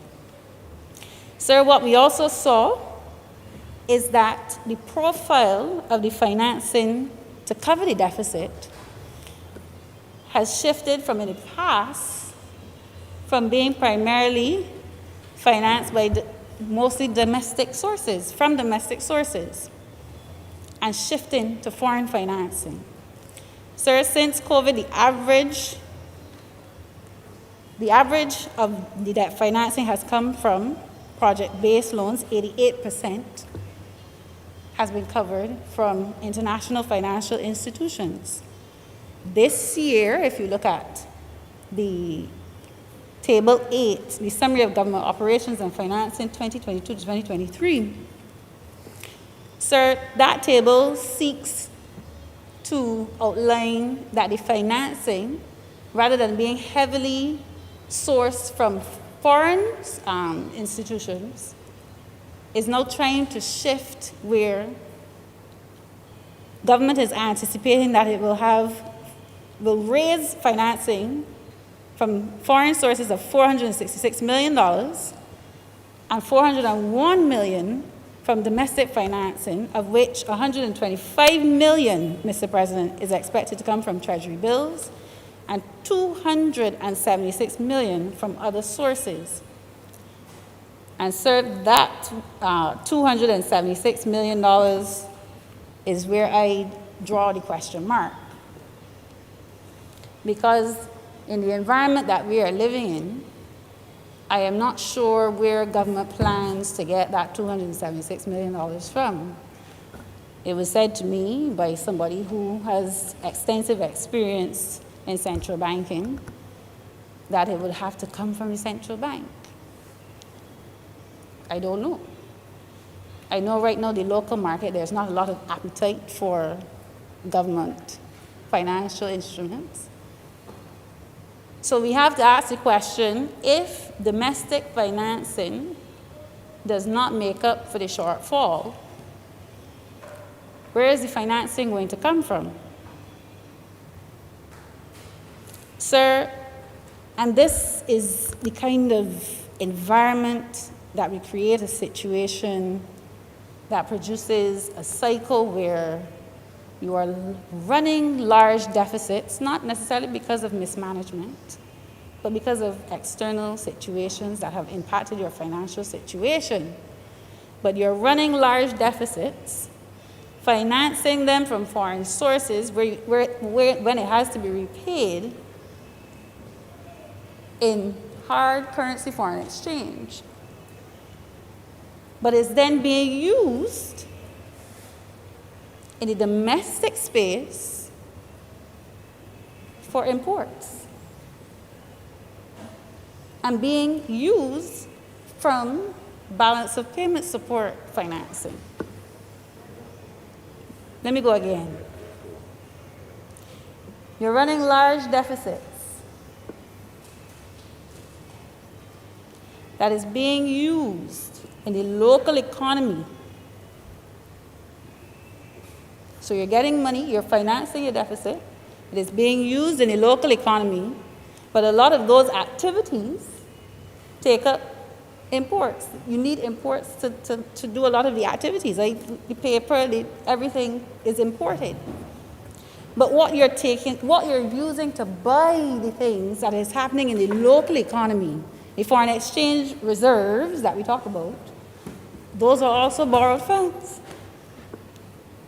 So it is a very tricky, vicious cycle, Mr. President, that we find ourselves in, that the only way out of it, truth be told, is what the leader of government business spoke about this morning. It has to be through economic growth. Because a country as small as Barbados, where the real GDP, Mr. President, is only $7 billion. Your total liabilities are $13 billion. And you're running deficits year on year that are just about $1 billion. We're going to run ourselves in problems very shortly, Mr. President. And that is the harsh reality. Somebody asked me, sir, before the Prime Minister made her statements on Monday as it relates to the budget, you know, what you think we can get a little ease? I saw the numbers. I said, well, I won't hold your breath. But I'm going to get to the measurements soon, Mr. President, that were outlined in the budget. Because, Mr. President, I know that the government is competent enough to look at these numbers and hold strain.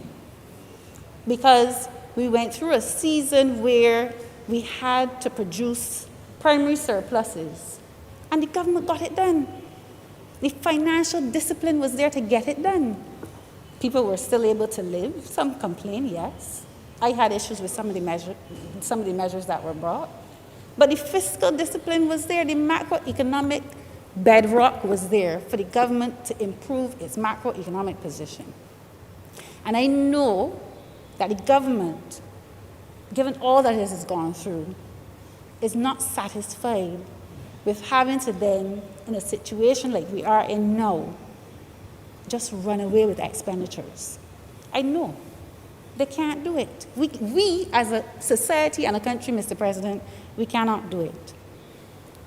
So the second area that I want to bring to the Chamber's attention is our debt service. That is how much money we pay out to the people that we already owe. Sir, the debt service, the amount of money that we pay out to the people that we owe.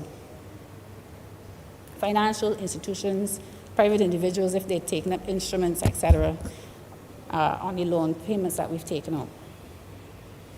So in this upcoming fiscal year, the financial year, the interest and amortization payments are expected to increase by 22% to $954 million, or 8% of projected GDP for this year.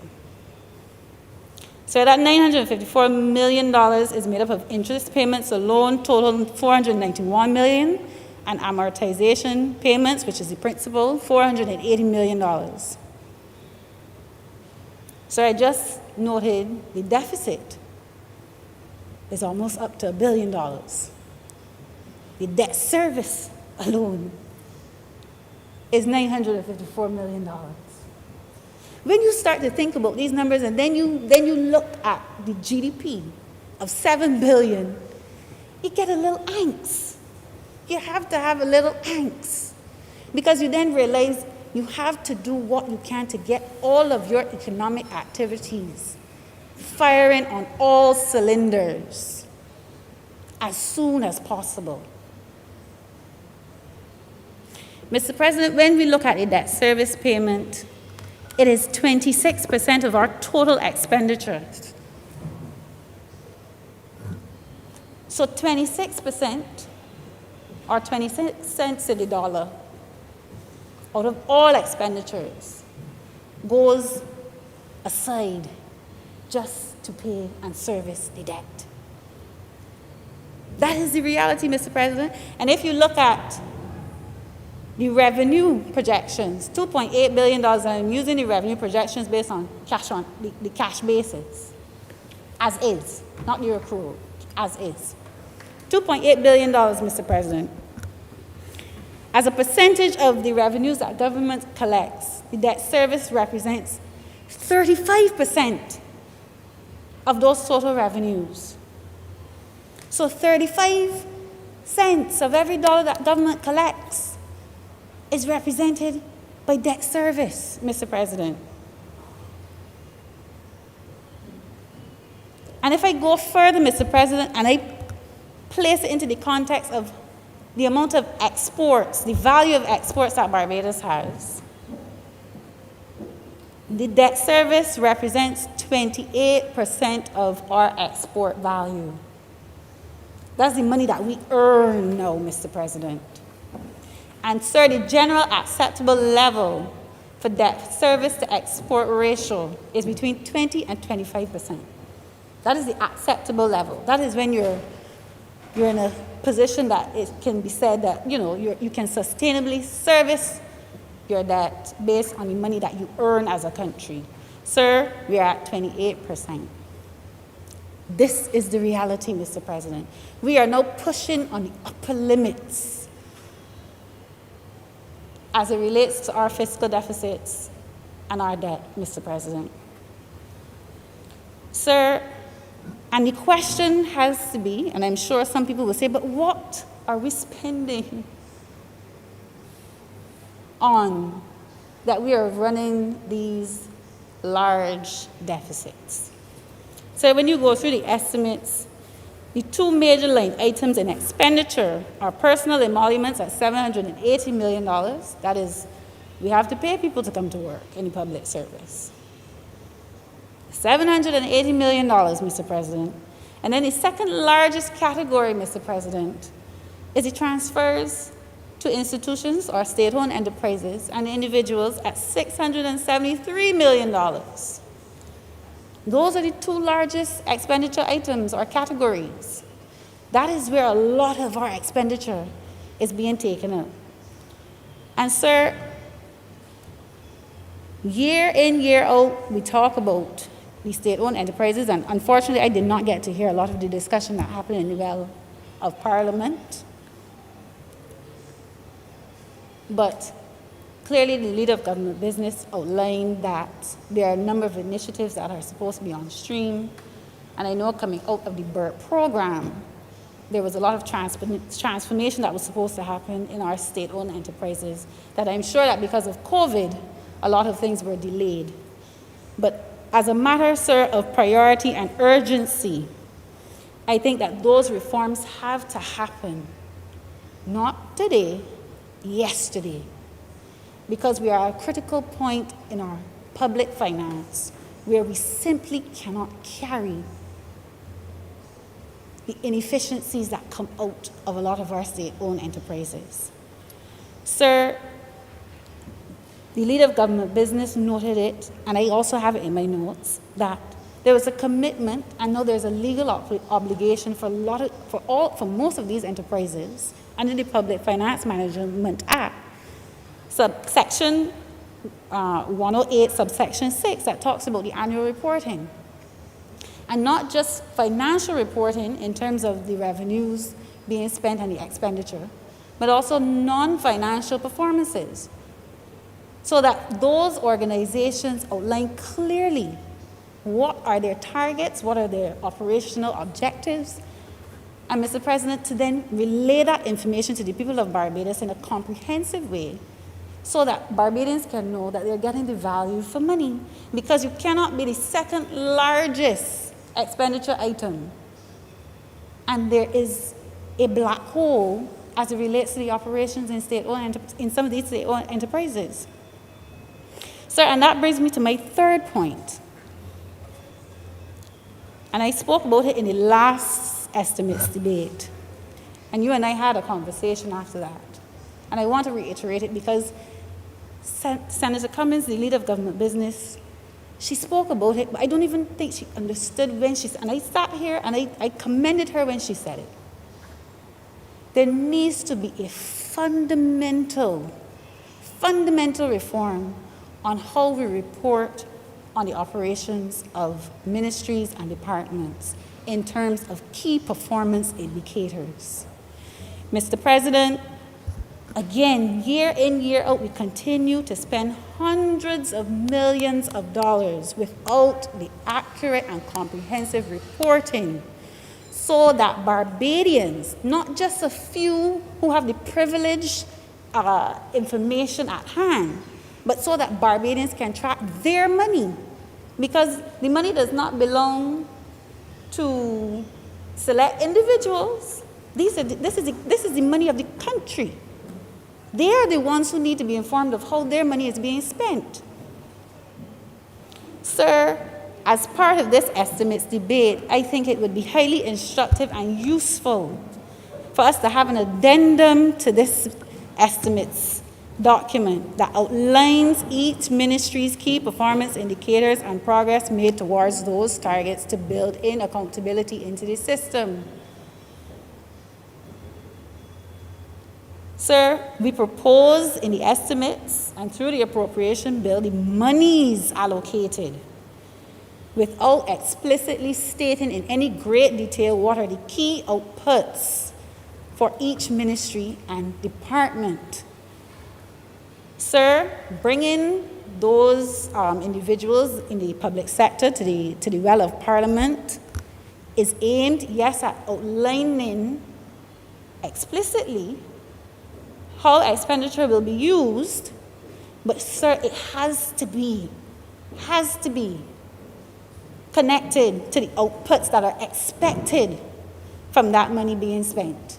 It has to be, Mr. President, because given the constrained economic situation that we find ourselves in this more challenging environment, sir, we cannot continue to talk about departments in vacuums, in partial knowledge, and in a situation where only a few persons may have an understanding of what is expected in a ministry and what are the outputs that are expected from those persons operating in a ministry.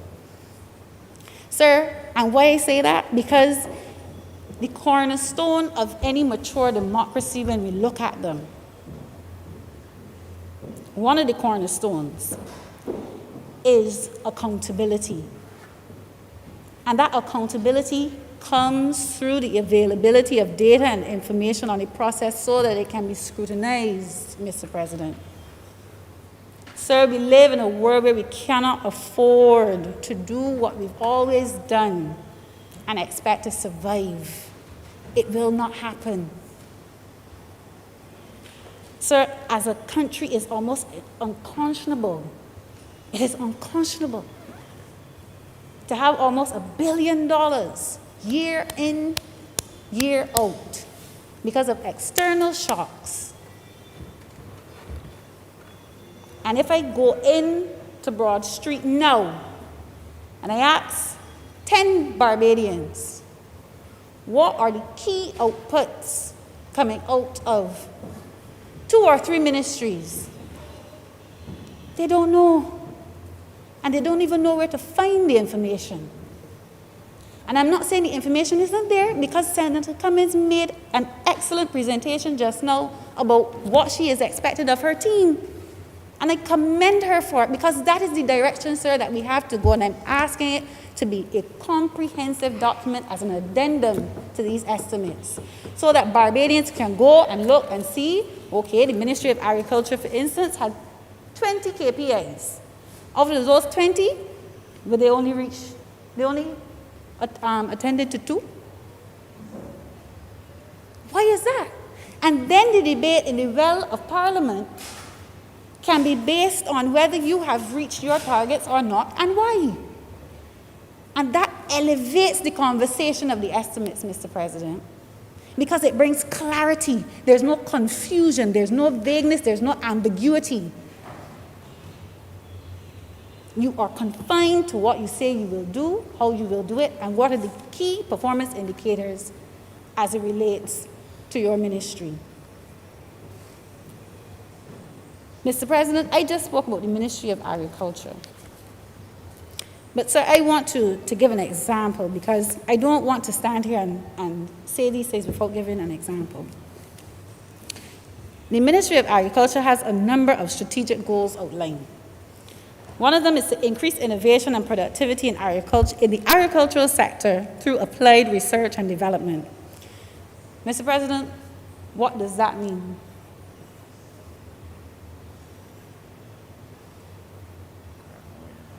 What are they expected to do out of that strategic goal? I don't know. I can't find it in the estimates. I'm sure that the minister came in the well and said what some of those goals are. I even heard the Prime Minister talk about the number of black belly sheep in terms of the increase, I think 10,000 in the stock. But I had to hear it, by the way, in this speech, that I now have to say, well, sir, I'm subject to correction. But, sir, that should be in the estimates. If that is a key performance indicator of the ministry, it should be an addendum to the estimates. Because, sir, if you're talking about the increase in innovation and productivity, I would expect things like the rate of technology, the penetration of technology in agriculture to be a key benchmark for the ministry. How many farmers are using technology? Small farmers are using technology. Are they using their smartphone? Are they using apps? Even if it's in terms of record keeping or bookkeeping. Are we patenting anything in the agricultural sector as it relates to innovation and new mechanisms to increase agricultural yield? I don't know. Sir, this is 2022. We have to elevate and mature the conversation and the way that we do things, particularly in the public sector. Sir, even if we say use the existing estimates just as is, if we say we're increasing innovation, which is research and development, it is a key part of stimulating, Mr. President, increased crop production, which is Program 160 under the Ministry of Agriculture. We have $12.2 million allocated for research and development as it relates to crops, flowers, and cotton research. which are sub-programs 0.16, 0.64, and 0.166. But in previous years, the monies allocated and the revised expenditure were $33 and $36 million. So, sir, how is it then that the strategic goal is to increase innovation and productivity, and less than half the amount that was spent in the last financial year and the revised amount is allocated this year? We spent $36 million last year, but this year in the estimates it's allocated at $12.2 million cumulative across those 3 sub-programs. But yet we say that food security and innovation is a priority, Mr. President. And I'm not saying that you can't be efficient. You use less resources, but you still get the same level of output. I'm not saying that. But based on the track record that I see within the estimates on the dollar amount, Mr. President, then something is wrong. Sir, we then have a strategic goal of improved food and nutritional security and food systems through increased output and market penetration of agricultural products. Easy, Mr. President. Key performance indicators: the volume of production, the share of high nutritional crops to all crop production, because we're not just talking about food security anymore, we're talking about nutritional security. So instead of how much lettuce we have, we're talking about kale. For those health conscious, know the difference. Kale is a highly nutritious crop in comparison to lettuce. And those are the kind of nuances so that we can build into those KPIs, so that we can actually, instead of just saying things, we can track the progress, Mr. President. Things like the acreage of arable lands in production, the soil quality, the ratio of local to imported produce. Snap of a finger. And once we have the systems in place to track that data, Mr. President, we can then, with confidence, any Minister of Agriculture with confidence can point and say, I have done my job and my duty. It protects also the minister. This is not an exercise where you can come and say, well, the minister said he was going to do this and he didn't do that. He could easily point to the reporting and say, show me. The facts are, I have met my KPIs. So, and this is something that is done in the private sector across the board. It is commonplace. And in a country that does not have the resources anymore, Mr. President, in the types of inefficiencies that we see, we have to find a way to hold ourselves accountable. That is what we want. That is why we moved to a republic. We said we were mature. We are removing ourselves from the colonial past. But you can't do that, Mr. President, and still want to speak in terms that are vague and ambiguous as it relates to the things that you're saying that you've done. And I will not take away from the administration's ability to point to what they've done in their manifesto. That is a separate conversation. I am talking about national progress. The two should be one and the same. But when you're talking about the machinery of the public service, they have to have a level of accountability now built into what they are doing. And sir, by including these metrics, I think it can only strengthen the estimates process going forward. Mr. President, those are my musings on accountability in the estimates and having a safeguard for the ministry. Because as I said, if you can point to the work that you've done and you can say, I have made 50 or 75% progress on this particular metric, and this is why the other 25 or the outstanding amount has not been done. Barbadians are reasonable people. They just say, okay, you have more time, do what you need to do. But I am sure that year in, year out, if you come with subpar results, Mr. President, you will have to be held to the fire. Your feet will have to be held to the fire. You will have to tell Barbadians why their money is being allocated to that ministry or department, and you are failing to meet your KPIs. But, sir, I want to move on to the budgetary measures. Sir, the budget, there are some people that have certain expectations. I was one where I felt that there wasn't a lot of wiggle room for the current administration. People were looking for a lot of ease. And there are many persons across Barbados who find themselves still trying to recover from COVID. They still have not gone back to work, and they are relying on the goodwill of family, the church, whatever other social support system that they may have.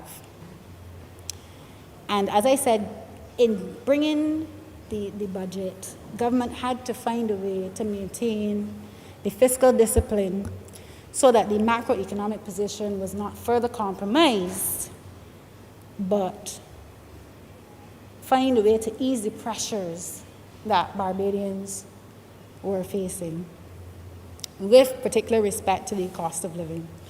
And there were 4 main measures that sought to do so. The one was the capping on the VAT payable on gasoline. That measure has started already. The VAT payable on diesel, that has started already.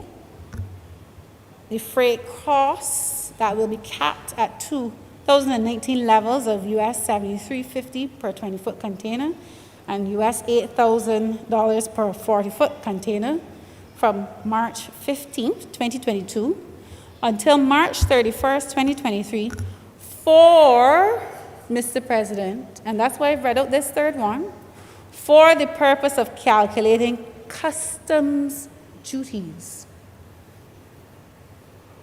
I've read that out, Mr. President, because there are persons who, when this measure went out, thought that government was capping the cost of freight, which is not so. It was the calculation that that freight cost had on the customs duty that was being capped. And then you had the zero-rated items in terms of personal and critical care items from April 1st. And sir, these measures are being put into effect to ease the pressures from the rising costs. And so I want us to remember that in 2019, one of the main things that government came into office and one of the main measures, the promises that were made, one of the main promises that were made was the removal of the NSRL to reduce the inflation in the following months. And sir, many people have said that when that NSRL was taken off, which was at a rate of 10% of all items coming into Barbados, when that measure was taken off, the prices didn't go down. But Mr. President, based on the data coming out of Barbados Statistical Service, the prices did go down. It's just Barbadians didn't feel it in their pockets. Mr. President, the inflation rate, that measure went into effect the 1st of July, 2018. The inflation rate at the time was 5.5%. In August, it was 5.4%. In September, it was 5.2%. In October, 4.7%. In November, 4.2%. And by December, it was 3.7%. So, based on the basket of goods and how it is calculated in terms of the price increases, inflation did go down when the NSRL came off. But in theory, yes. In practice and based on the day-to-day activities of Barbadians, they will tell you no, Mr. President. And I say that to caution Barbadians in terms of the measures that are being proposed to ease the pressures. Because, Mr. President, Remember, I said the measure in relation to the freight costs will be capped on the 2019 levels for the purpose of calculating the customs duties. Mr. President, businesses are still going to have to pay the freight costs. They're still going to have to pay. And they're going to pass it along to the consumer. So yes, the savings may be in the customs duties that you've paid, but is that going to be proportionate to the level of inflation that we're going to see globally? Because for Barbadians to feel the savings, two things have to happen. The level of savings has to be that much higher than the rate of increase to the prices coming down the pipeline. Or two, the private sector in their benevolence, Mr. President, don't pocket the savings and put it on the profit line, but pass it on to consumers. So, Mr. President, you tell me, what is the most reasonable thing you think will happen? And I am not here to say that the private sector will do anything that is going to be detrimental to the consumers, but we know in Barbados, when a price goes on an item and Bajans still buy it, the likelihood of it coming down is slim to none, because the market is still consuming the item. So I caution Barbadians somewhat in thinking that these measures, they're going to see this drastic reduction when they go out to shop.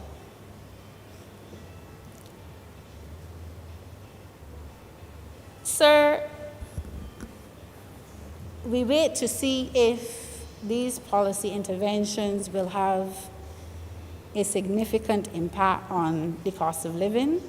That, Mr. President, is yet to be seen. Like most policies, when you implement it, there's an intention, and once it gets rolled out and implemented, Mr. President, then you know what the real results are. Sir, I question if there were other ways to ease the burden. If you have implemented and intervened at the level of the business community, because most of those measures, the measures, particularly the freight costs, is based on the business community passing on the savings. I question, Mr. President, if, which was long overdue, I question, Mr. President, if we could not have had a reduction in the rate of VAT in Barbados. Because the rate right now was a temporary one. It was never supposed to last this long. It was always increased with the intention it would go back to 15%. And so when I do some back of the hand maths, when you reduce the VAT from 17.5 to 15%, where it should be, it ought to be, and we would all like it to be, Mr. President, the government would have lost about $26 million. VAT receipts are in excess of $1 billion this year, projected for the financial year ahead. So I just question, Mr. President, if directly when the consumer purchases the item, they can automatically see the reduction in what they're paying, because they can easily say, well, if I was paying 17.5% in VAT, my bill would have been X amount. But no, I'm paying 15%, it is this amount, and I've saved this much money. And the consumer, who is the one feeling the pressures, could see directly the impact that a change or reduction in VAT could have on the price of the goods that they are purchasing. And remembering, and I could be wrong, Mr. President, those who know better and have better data than me, it would have costed the government $26 million.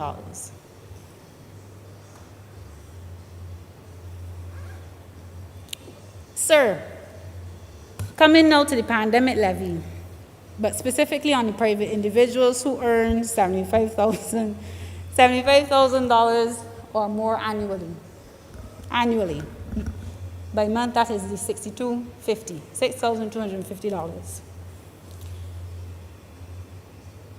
Again, I propose an alternative, and I don't know if this is something that could have been done. Sir, could we have, instead of taxing individuals on their income,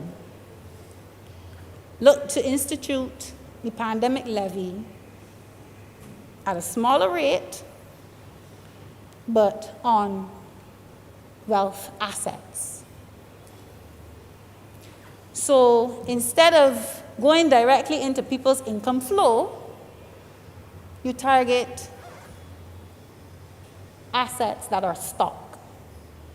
So if, like Senator Boyce, who may have a fixed income deposit at the bank, and it has $250,000 or more in it, the government takes a very small percentage of that to finance or the shortfall it has taken out from the reduction in VAT. So instead of interfering with Senator Boyce's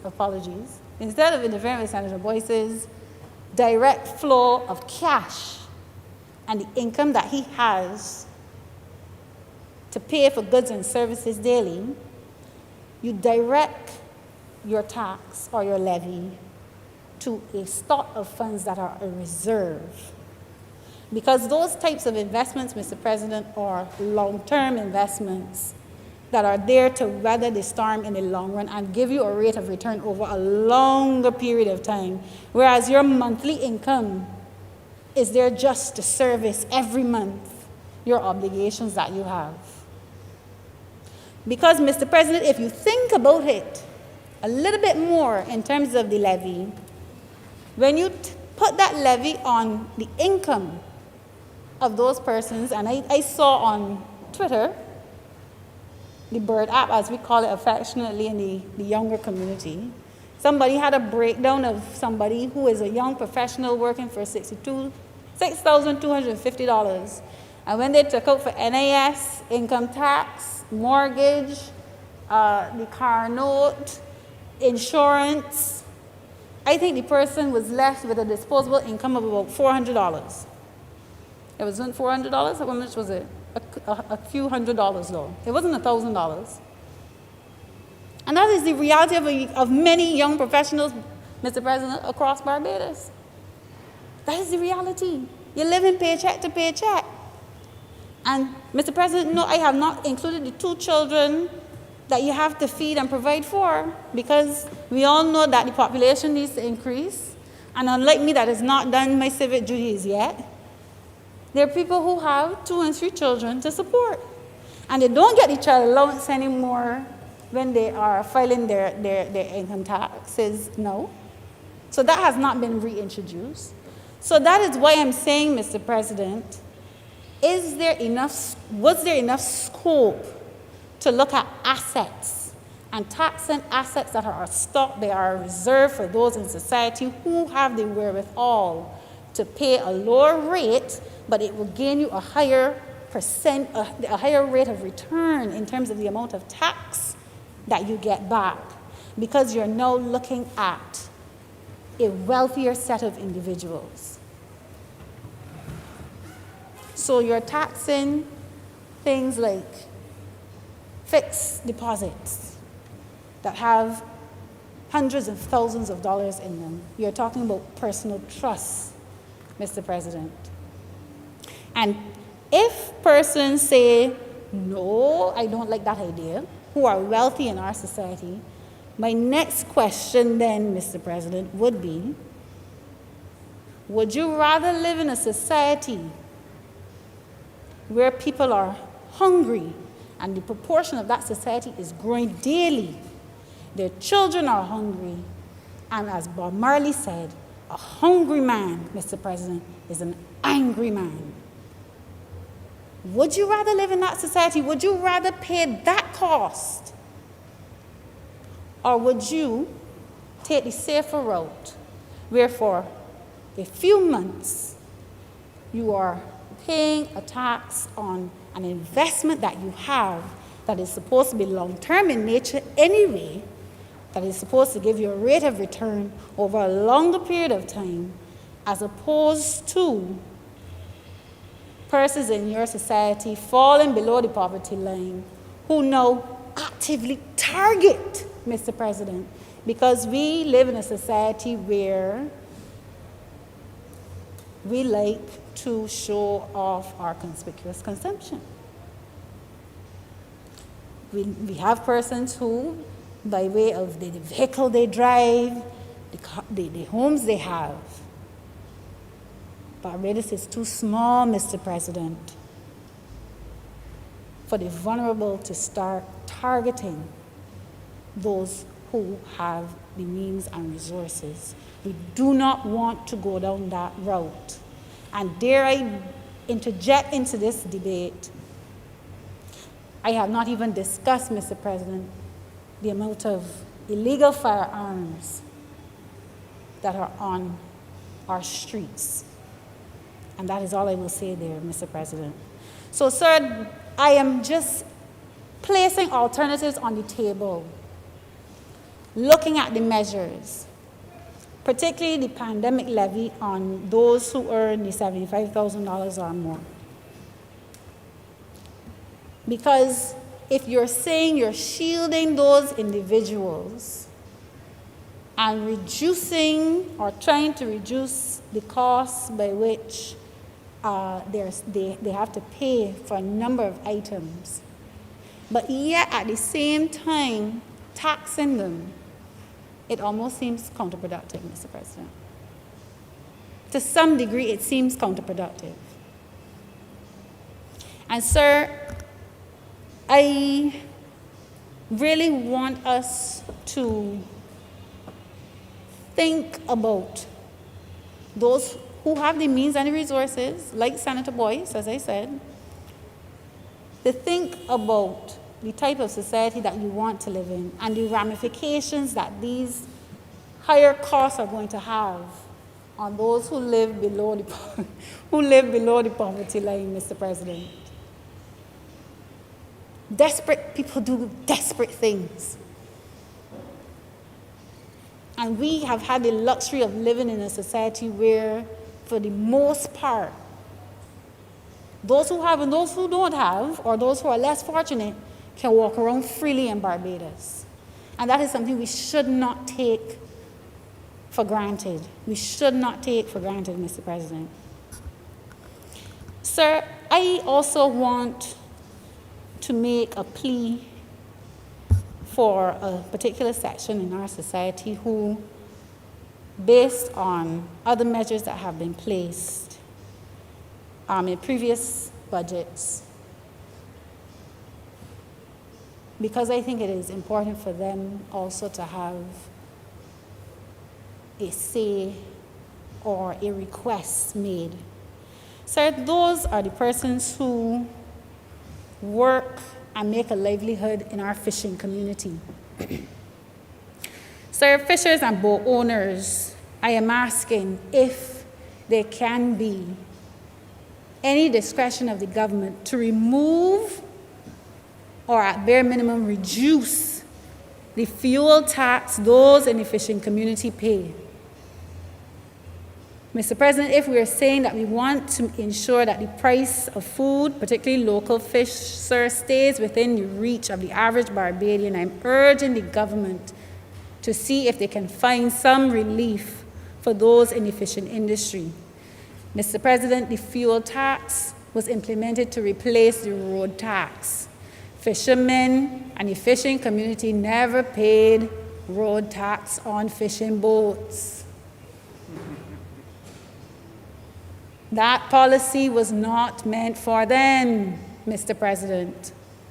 Some in the fishing community, when you talk about the larger ice boats and the long liners, Mr. President, have seen increases in their operations of up to 5,000 to 8,000, not 500 to 800, $5,000 to $8,000 in increased expenses.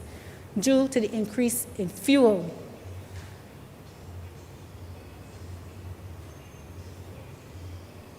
So if it is anybody, Mr. President, that is deserving of sharing the benefits and releasing some of the pressures, given the importance that they play in making sure that the Barbadian community has local fish, I am asking, Mr. President, if there can be any relief as it relates to the amount of fuel tax that was firstly a road tax being paid by those in the fishing community.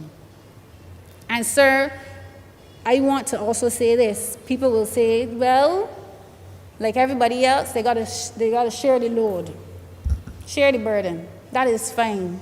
But I want us to remember, Mr. President, in the darkest hours, when we were all shut in, Mr. President, in our homes, the fishing community was out there working.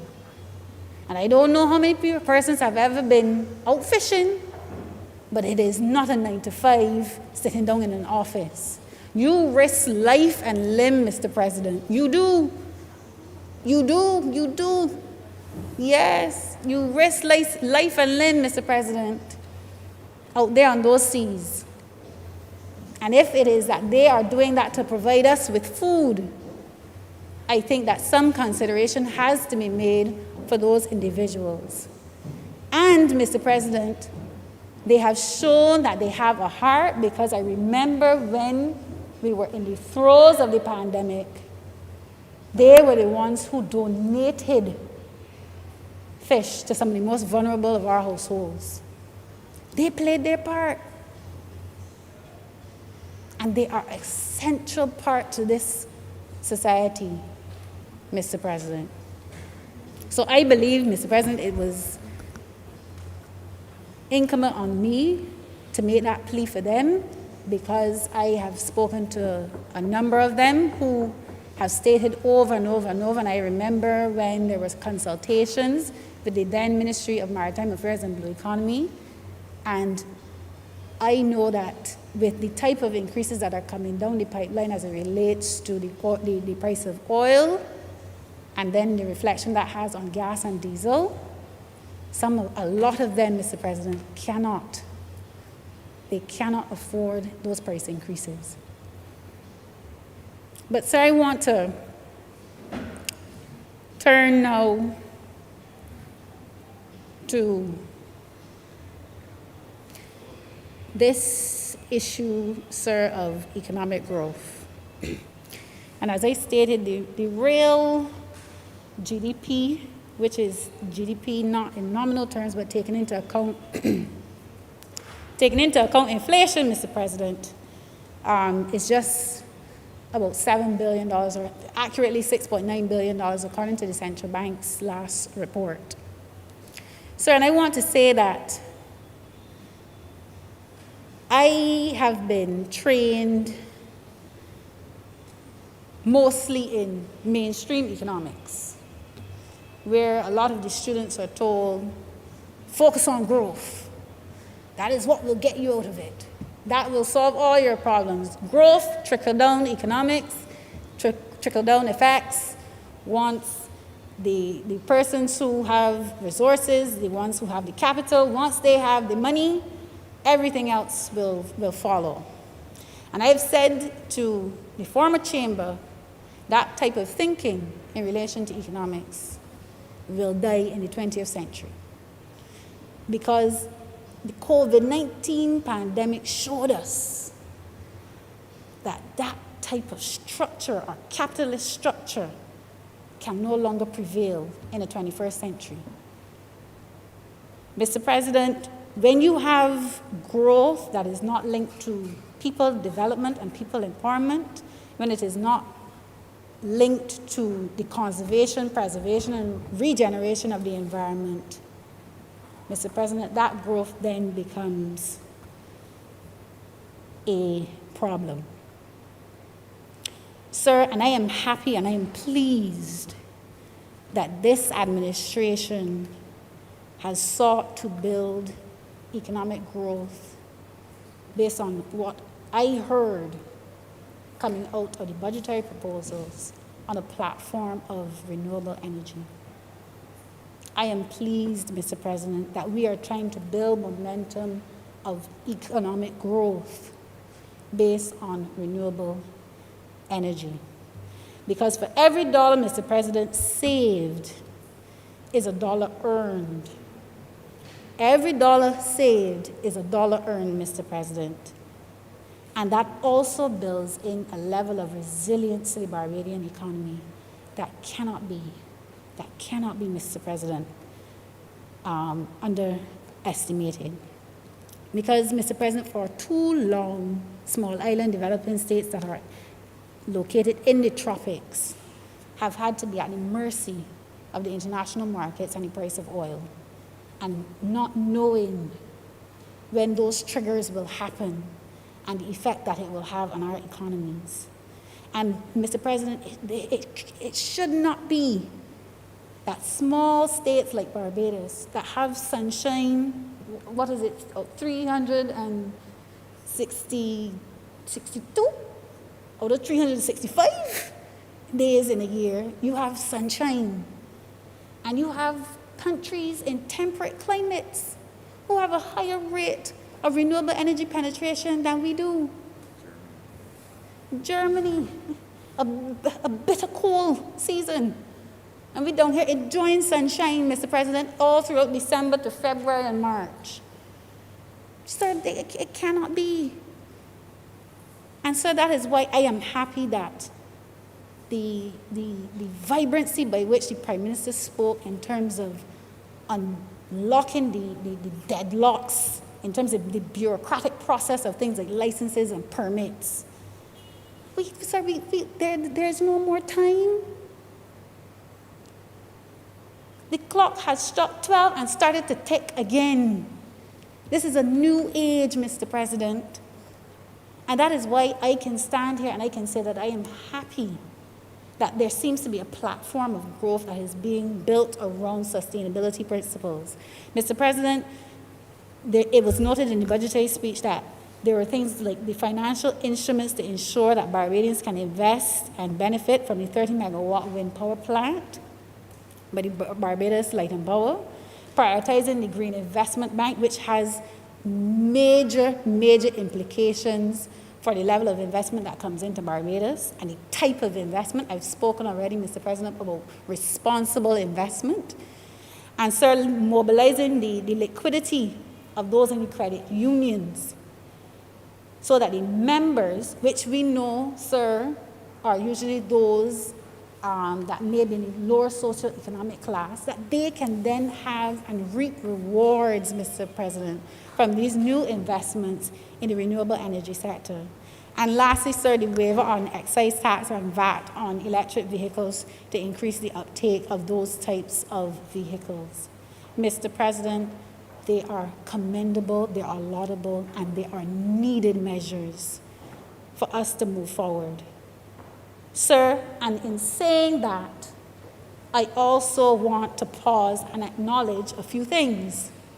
Because as good as those measures are, there are a few things, Mr. President, that we have to pay attention to. So when we incentivize the transition to EVs and hybrids, when I say EVs, I mean electric vehicles, that will obviously increase the demand for charging port infrastructure and the push to extra battery storage. My honorable member on the other side, he will know all about this. Sir, and what I want to say is that I don't know if I missed when the Minister of Energy may have spoken about it, but I want to re-emphasize it here, is that there is a need for a regulatory framework once we have that uptake in EVs and hybrids, Mr. President, a framework for vehicle-to-grid services and energy storage. We do not have it as yet. And I'm sure it is a priority, but I'm raising it now, Mr. President, because I know once you talk about waiving VAT and excise tax on EVs, Senator Boyce, with his funds, he's going to go and purchase now his electric vehicle. Senator Nurse is going to join him. And down the line we go. And the market now, Mr. President, is going to then run away from the regulatory framework. And then we don't have a way by which we deal with things like charging rates at high and low and peak demand hours. The rates for selling back to the grid when you charge, or if you have a full charge and you want to sell back to the electric grid, Mr. President, the supplier obligations that come along with that type of infrastructure, the consumer rights that come along with that infrastructure, the service standards that come along with that type of infrastructure. This is a whole new set of infrastructure, Mr. President, that we are building out. The market, if there is a demand, will run ahead and fulfill the demand that is in the marketplace. But the regulatory environment, Mr. President, must be there so that both the supplier and the consumer are clear on the rules of engagement within the market. Sir, I know the Fair Trading Commission, they are the authority and they have the mandate for setting up the regulatory environment that keeps pace with the renewable energy transition.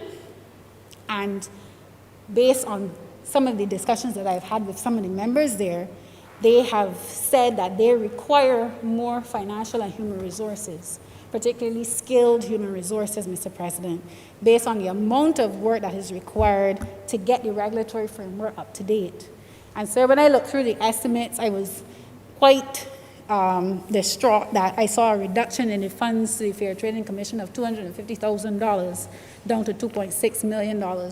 So I'm just questioning if the FTC has the required resources, Mr. President, to keep pace with the mandate that it has in terms of regularizing the renewable energy sector. Sir, there are other issues also that exist as it relates to things like decommissioning or end-of-life cycle policies for the technologies. When we transition from all of these fossil fuel-driven vehicles, Chris has a large SUV, sucks up a lot of diesel. What happens, Mr. President, when a lot of the fleet goes out of service? Where are we going to put them? We already have a problem, Mr. President, with many mechanics across the island that have piles of vehicles that are unsightly, and there are people in the communities that complain about rodents and the unsightliness and how unhealthy it is for those who have to live around that kind of stockpile. And I just want us to be cognizant that although renewable energy is nature positive, it is not necessarily circular. And those who know what I am saying in terms of circular economy, making sure that there is a complete closure of the loop in terms of the production and consumption activities. Renewable energy transitions still produce waste, and we have to have a comprehensive waste management strategy, Mr. President, for this transition. If not, we're going to find ourselves in problems because we already, with municipal waste, have issues up at our landfills and the problems in terms of capacity. So, sir, I just wanted to acknowledge, Mr. President, there are some excellent measures as it relates to the proposals put forward by the Prime Minister, but then there are some issues that, in order to comprehensively deal with them in terms of the implementation, like the regulatory environment, making sure we have the right policies in place, that those issues are also dealt with and ventilated, Mr. President. Sir, and one thing I want to say as well is, and this is also somewhat of a bias that I have, is the renewable energy sector, and based on the measures that the Prime Minister has put forward, and she's made it very clear in no uncertain terms that, and this is my understanding of it, that the renewable energy sector, based on the amount of money that it is going to generate, Mr. President, cannot be a replica of the colonial structure of the sugar industry that we had. It cannot be a replica of the tourism industry. As much as we want to talk about tourism, There are only a few persons who own a large majority of the beds that exist in Barbados. The renewable energy sector, Mr. President, cannot replicate that type of economic structure. It has to be broad-based, and more people have to participate and benefit from that sector. And I think we are recognizing, Mr. President, that we are going to leave that type of structure where there's a few at the top, there are persons at the bottom waiting for the overflow. And that type of thinking is outdated, Mr. President, and it serves no place in the 21st century of Barbados. And we have to expand the income and the wealth of a greater proportion of our society. And we have the potential to do that in the renewable energy sector. Mr. President, I am going to then just quickly talk about another area that is important to me that was mentioned in the Prime Minister's speech. And she mentioned it very shortly, but it is worth noting. In an attempt, Mr. President, to increase our economic output and our food production, the Prime Minister also made mention of marine farms. She made mention of marine farms, which is also known as mariculture. Once it's done in open water, once it's done on land, it's called aquaculture. And sir, what I would want to say is that we consume 8 times the amount of fish than we harvest locally. Our fish imports, yes, 86% of the fish that we consume. Sir, I'm hearing calls to eat more pork, but I would not advocate for that, being the pescatarian that I am. I would advocate for eating more fish. But sir, when she said that, I quickly recognized and I noted that the potential that initiative would have in terms of the increased production for food and fish, and also to lessen our reliance on imports, Mr. President. And that initiative is but a small fraction of the type of activities that we can have in our marine environment, because there is so much untapped potential that can take place for new jobs and investment, Mr. President, in our exclusive economic zone.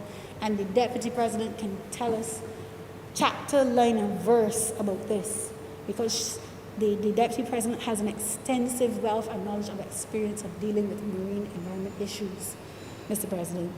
That the size of our territorial waters, Mr. President, when you take Barbados' land mass, can fit into our territorial waters 432 times. And we are not even 1% aware of what lies in our oceans, especially to the east of Barbados, Mr. President. And all I am saying, Mr. President, is that there is scope, but there must be the requisite energy and efforts placed in to the activities that can come out of the blue economy. Mr. President, activities such as research tourism. Research tourism is a major untapped activity, given the 186,000 square miles that we have of territorial waters. So things like we can have a lot of deep sea benefit assessments being done, valuations, Mr. President, natural asset stocks, that then can feed into things like nutraceuticals, mineral mining, Mr. President. These are the types of high-value sectors that we have the potential to then take advantage of. But it has to be based on ocean science. It cannot be based on anything else, Mr. President, to ensure that we do it sustainably. Because one of the things that we can't do in water is, Mr. President, have those secondary effects that happen on land, because the ocean is so interconnected and it has a 3D element to it. Because once a spill happens in the ocean, it spreads very quickly. It spreads very quickly, Mr. President, and the impact is felt differently than when we're talking about on terrestrial land. Mr. President, I'd also like to make a call for us to have a national mechanism, particularly because the blue economy is set to be a $3 trillion economy in the next few years. Barbados is a small island. If we have investments coming into Barbados, on average, that's $50 to $100 million, Mr. President, and based on the data that is coming out, a lot of those transactions that are happening in the blue economy are on average US $100 million. So you start to see the scope of what we're talking about in terms of the potential that the blue economy has. And Mr. President, in order to do that, there must be a central agency committed to attracting that type of blended finance coming into Barbados. And I don't know if that would be in the remit of the Export Barbados, because I know they have rebranded and there may be scope for that type of institutional framework and organization to sit within Export Barbados that deals specifically for those types of things. But Mr. President, I think that we have to have a dedicated mechanism that seeks to attract and deal with any financing coming into Barbados as it relates to activities in the ocean space. Mr. President, in wrapping up, I just want to say this. I came across a saying recently, and it really spoke to the times that we're living in, because the President is telling me to wrap up. So I'll go straight to this, Mr. President. It says, good times create weak men. Weak men create hard times. And hard times produce strong men. And strong men create good times. Sir, we are in hard times.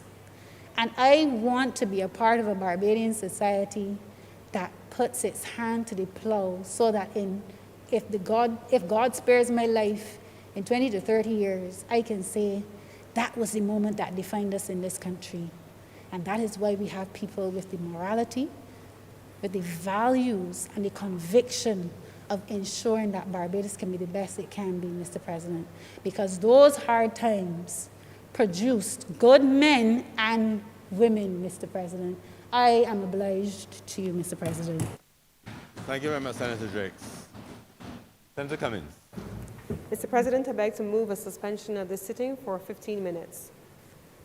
The question is that this sitting be suspended until 5:50 this evening. Honorable senators in favor, please say aye. Those against, please say no. I think the ayes have it. This sitting is therefore suspended until 5:50 p.m.